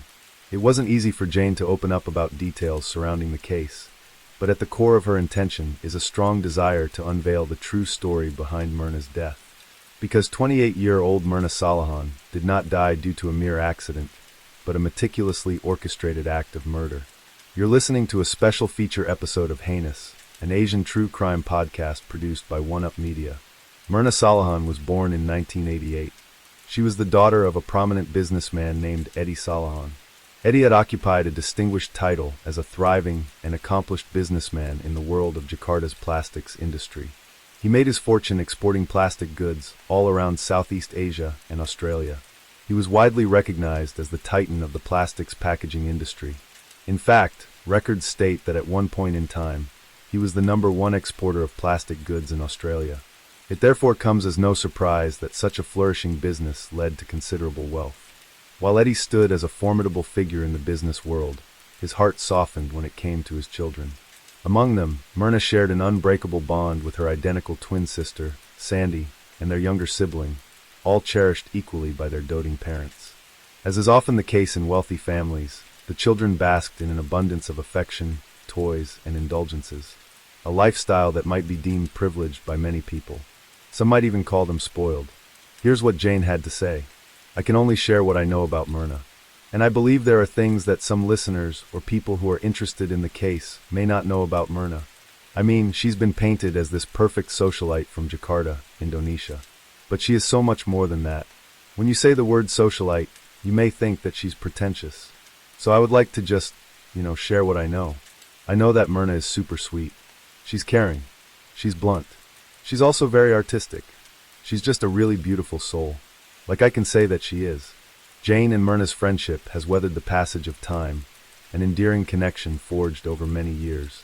Though life's currents have gently led them down separate paths, the echoes of their shared journey still ripple in their memories. They initially crossed paths during their childhood years. We share the same passion. How close I am, like on a scale of 1 to 10.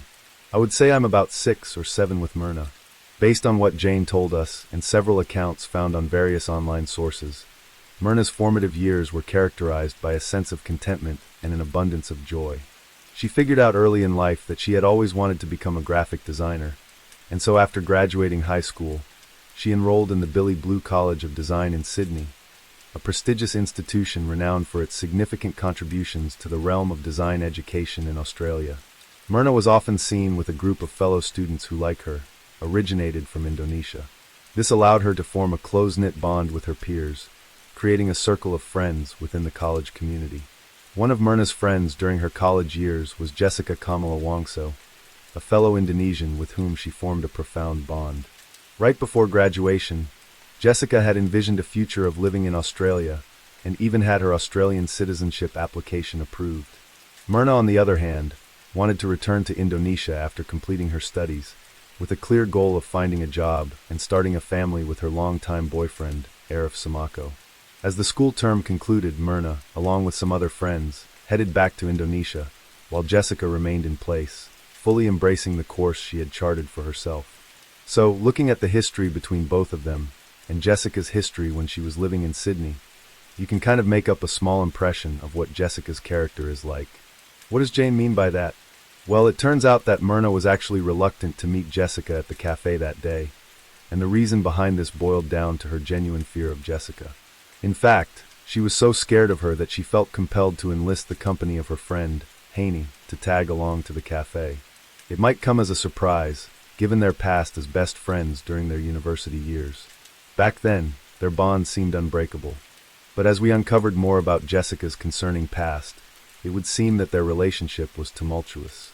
After the pair ventured down separate paths following their graduation, Myrna found herself drawn back to Sydney in 2014, motivated by a desire to rekindle the connection she made with her former college friends.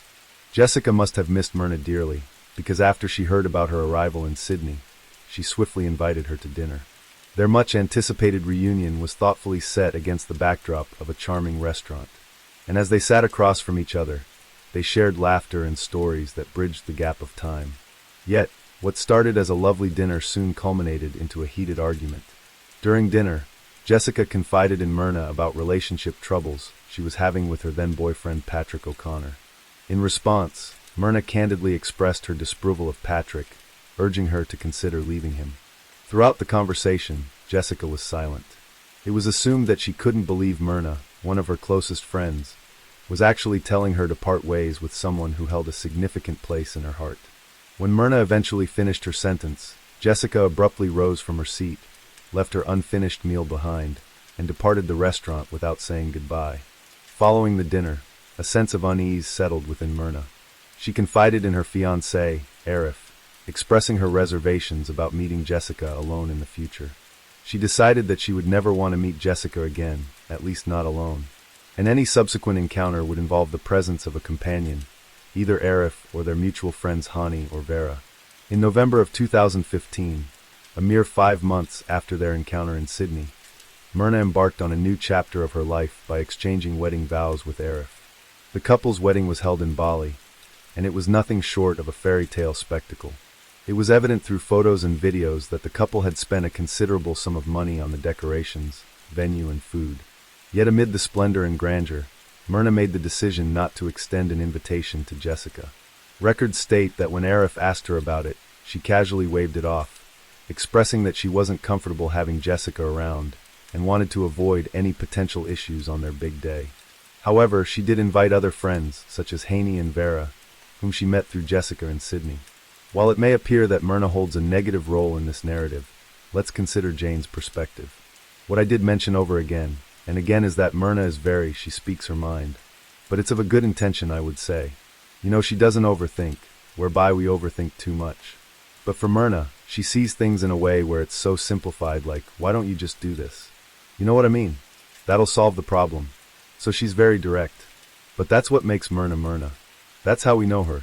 Straightforward, candid but sincere. That was Myrna's character. It's likely that her straightforwardness regarding Jessica's relationship might have caused her to abruptly leave the restaurant in a fit of anger that evening. She was 27 at the time, 27-year-old. Could have passed away without, like any prior health issues. We couldn't even comprehend it in the beginning. In stark contrast to Myrna's life, Jessica's was on a different path, marked by its own set of challenges and uncertainties. and quite a few of them. In 2015, Jessica was living alone in her Sydney apartment. And within the span of just a year, her life took a distressing turn as she found herself hospitalized on 5 different occasions, each stemming from her struggles with failed suicide attempts and incidents of self-harm. In January, Jessica's boyfriend, Patrick O'Connor, called the police on Jessica after she had threatened to kill herself with a knife. In August of the same year, Jessica found herself under the influence of alcohol and behind the wheel of her Audi Q3 when it veered off course, collided with a curb, and crashed forcefully through a brick wall, stopping just before the bedrooms of a nursing home. The accident stirred many of the nursing home's residents, turning the scene into chaos. It even garnered the attention of a local news camera crew. Among the captured footage was an injured Jessica, laying within the confines of an ambulance. Although her Audi looked wrecked beyond repair, Jessica emerged with only a handful of cracked ribs and a smattering of bruises. 2 months later, Patrick calls the police again, this time telling them that Jessica had started a small barbecue inside her bedroom and shut off all the windows, sealing herself inside and inhaling as much carbon monoxide as possible in an attempt to end her own life. 2 weeks after this, police were called yet again to Jessica's apartment. This time, they found an empty whiskey bottle next to her bed with 3 handwritten letters, one of them pointing a damning finger at Patrick O'Connor as the reason behind her suicide. The remaining letters meant for her family and workplace bore the weight of farewell in the form of somber suicide notes. By late November, Patrick's patience reached its limit, and he filed a restraining order against Jessica. Patrick mentioned receiving regular voice and text messages from Jessica, where she threatened self-harm. She also persistently messaged Patrick's friends and family when he was unavailable. Jessica's situation worsened in 2017. She lost her job as a graphic designer and faced a court trial for DUI. At this low point, with limited prospects in Sydney, she chose to return to Jakarta, hoping for a new beginning. Prior to her departure, Jessica created a WhatsApp group chat and added some friends she made from her time at Billy Blue. Among the members of this group chat was Myrna, and although she did not immediately reply, she ultimately accepted Jessica's invitation to have dinner together. And so on December 12, 2015, Myrna, accompanied by her newlywed husband Arif, joined Jessica for an evening meal at a restaurant in North Jakarta. During this occasion, Myrna and Arif chose to disclose to Jessica that they had recently tied the knot. It's hard to grasp the impact of such news on someone as downtrodden as Jessica, but what was certain was that the mood had shifted to one of discomfort. A few days after this, another message from Jessica arrives in the WhatsApp group, this time inviting the group of girls to meet up and catch up at a cafe in January. However, what struck as peculiar was her abrupt shift in behavior. She appeared to be extra generous and friendly.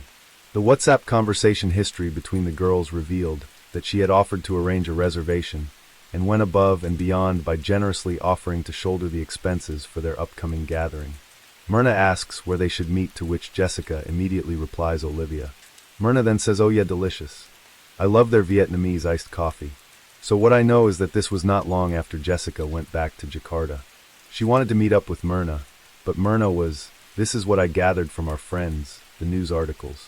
What I've been told is that Myrna did not feel comfortable meeting Jessica, because the last time they met, they did not end on a good note. Basically, when they last met, it was not a great experience for both of them. So that's why Myrna brought Honey, her friend, their mutual friend, along with them. The one thing that I know is that Jessica arrived at the cafe hours early. Seems like she was scouting the area to find like the best seat in the cafe to where it's out of the CCTV view. And then I remember, because I watched the CCTV as well, she left for a little bit. She came back with Bath and Body Works shopping bags. And then she came back, ordered drinks. She insisted on ordering drinks. And then Honey and Myrna came. Myrna took a sip. She said, "Oh, what does it taste weird? What does it taste weird?" It's around 5:20 p.m. at the Olivia Cafe, and everyone is panicking. The waiters and the manager hurried over to offer assistance. Honey calls out to Myrna, attempting to wake her from an unresponsive state. Yet Jessica remained seated, seemingly indifferent to the unfolding turmoil. As the first responders rushed to help Myrna, Jessica turned and said to the manager, "What did you put in the coffee?" Given the context of the situation and the fact that they were in the midst of a crisis, focusing on what was in the coffee seemed oddly suspicious. In response, the manager instructed the waiting staff to preserve the remaining portion of Myrna's coffee, rather than dispose of it. This seemingly innocuous action would later prove to be a pivotal element of evidence in this case, because it was what was discovered in the coffee that killed Myrna. So I think they already knew, they already found the reason. They found cyanide in Myrna's system, and they did find cyanide in the coffee. I think we immediately agreed that Myrna is healthy. There's no way that this healthy, she was 27 at the time, 27-year-old, could have passed away without any prior health issues. So we knew that something, if it was heart attack, it would have been really surprising. But then to find that it was cyanide, we couldn't even comprehend it in the beginning. In Indonesia, a predominantly Muslim country, securing consent for an autopsy on Myrna to figure out her cause of death was a task that required considerable persuasion. This was further complicated by Islamic beliefs which dictate that the deceased should be buried promptly, ideally within 24 hours of death. It took a little bit of time for Myrna's family to agree to an autopsy.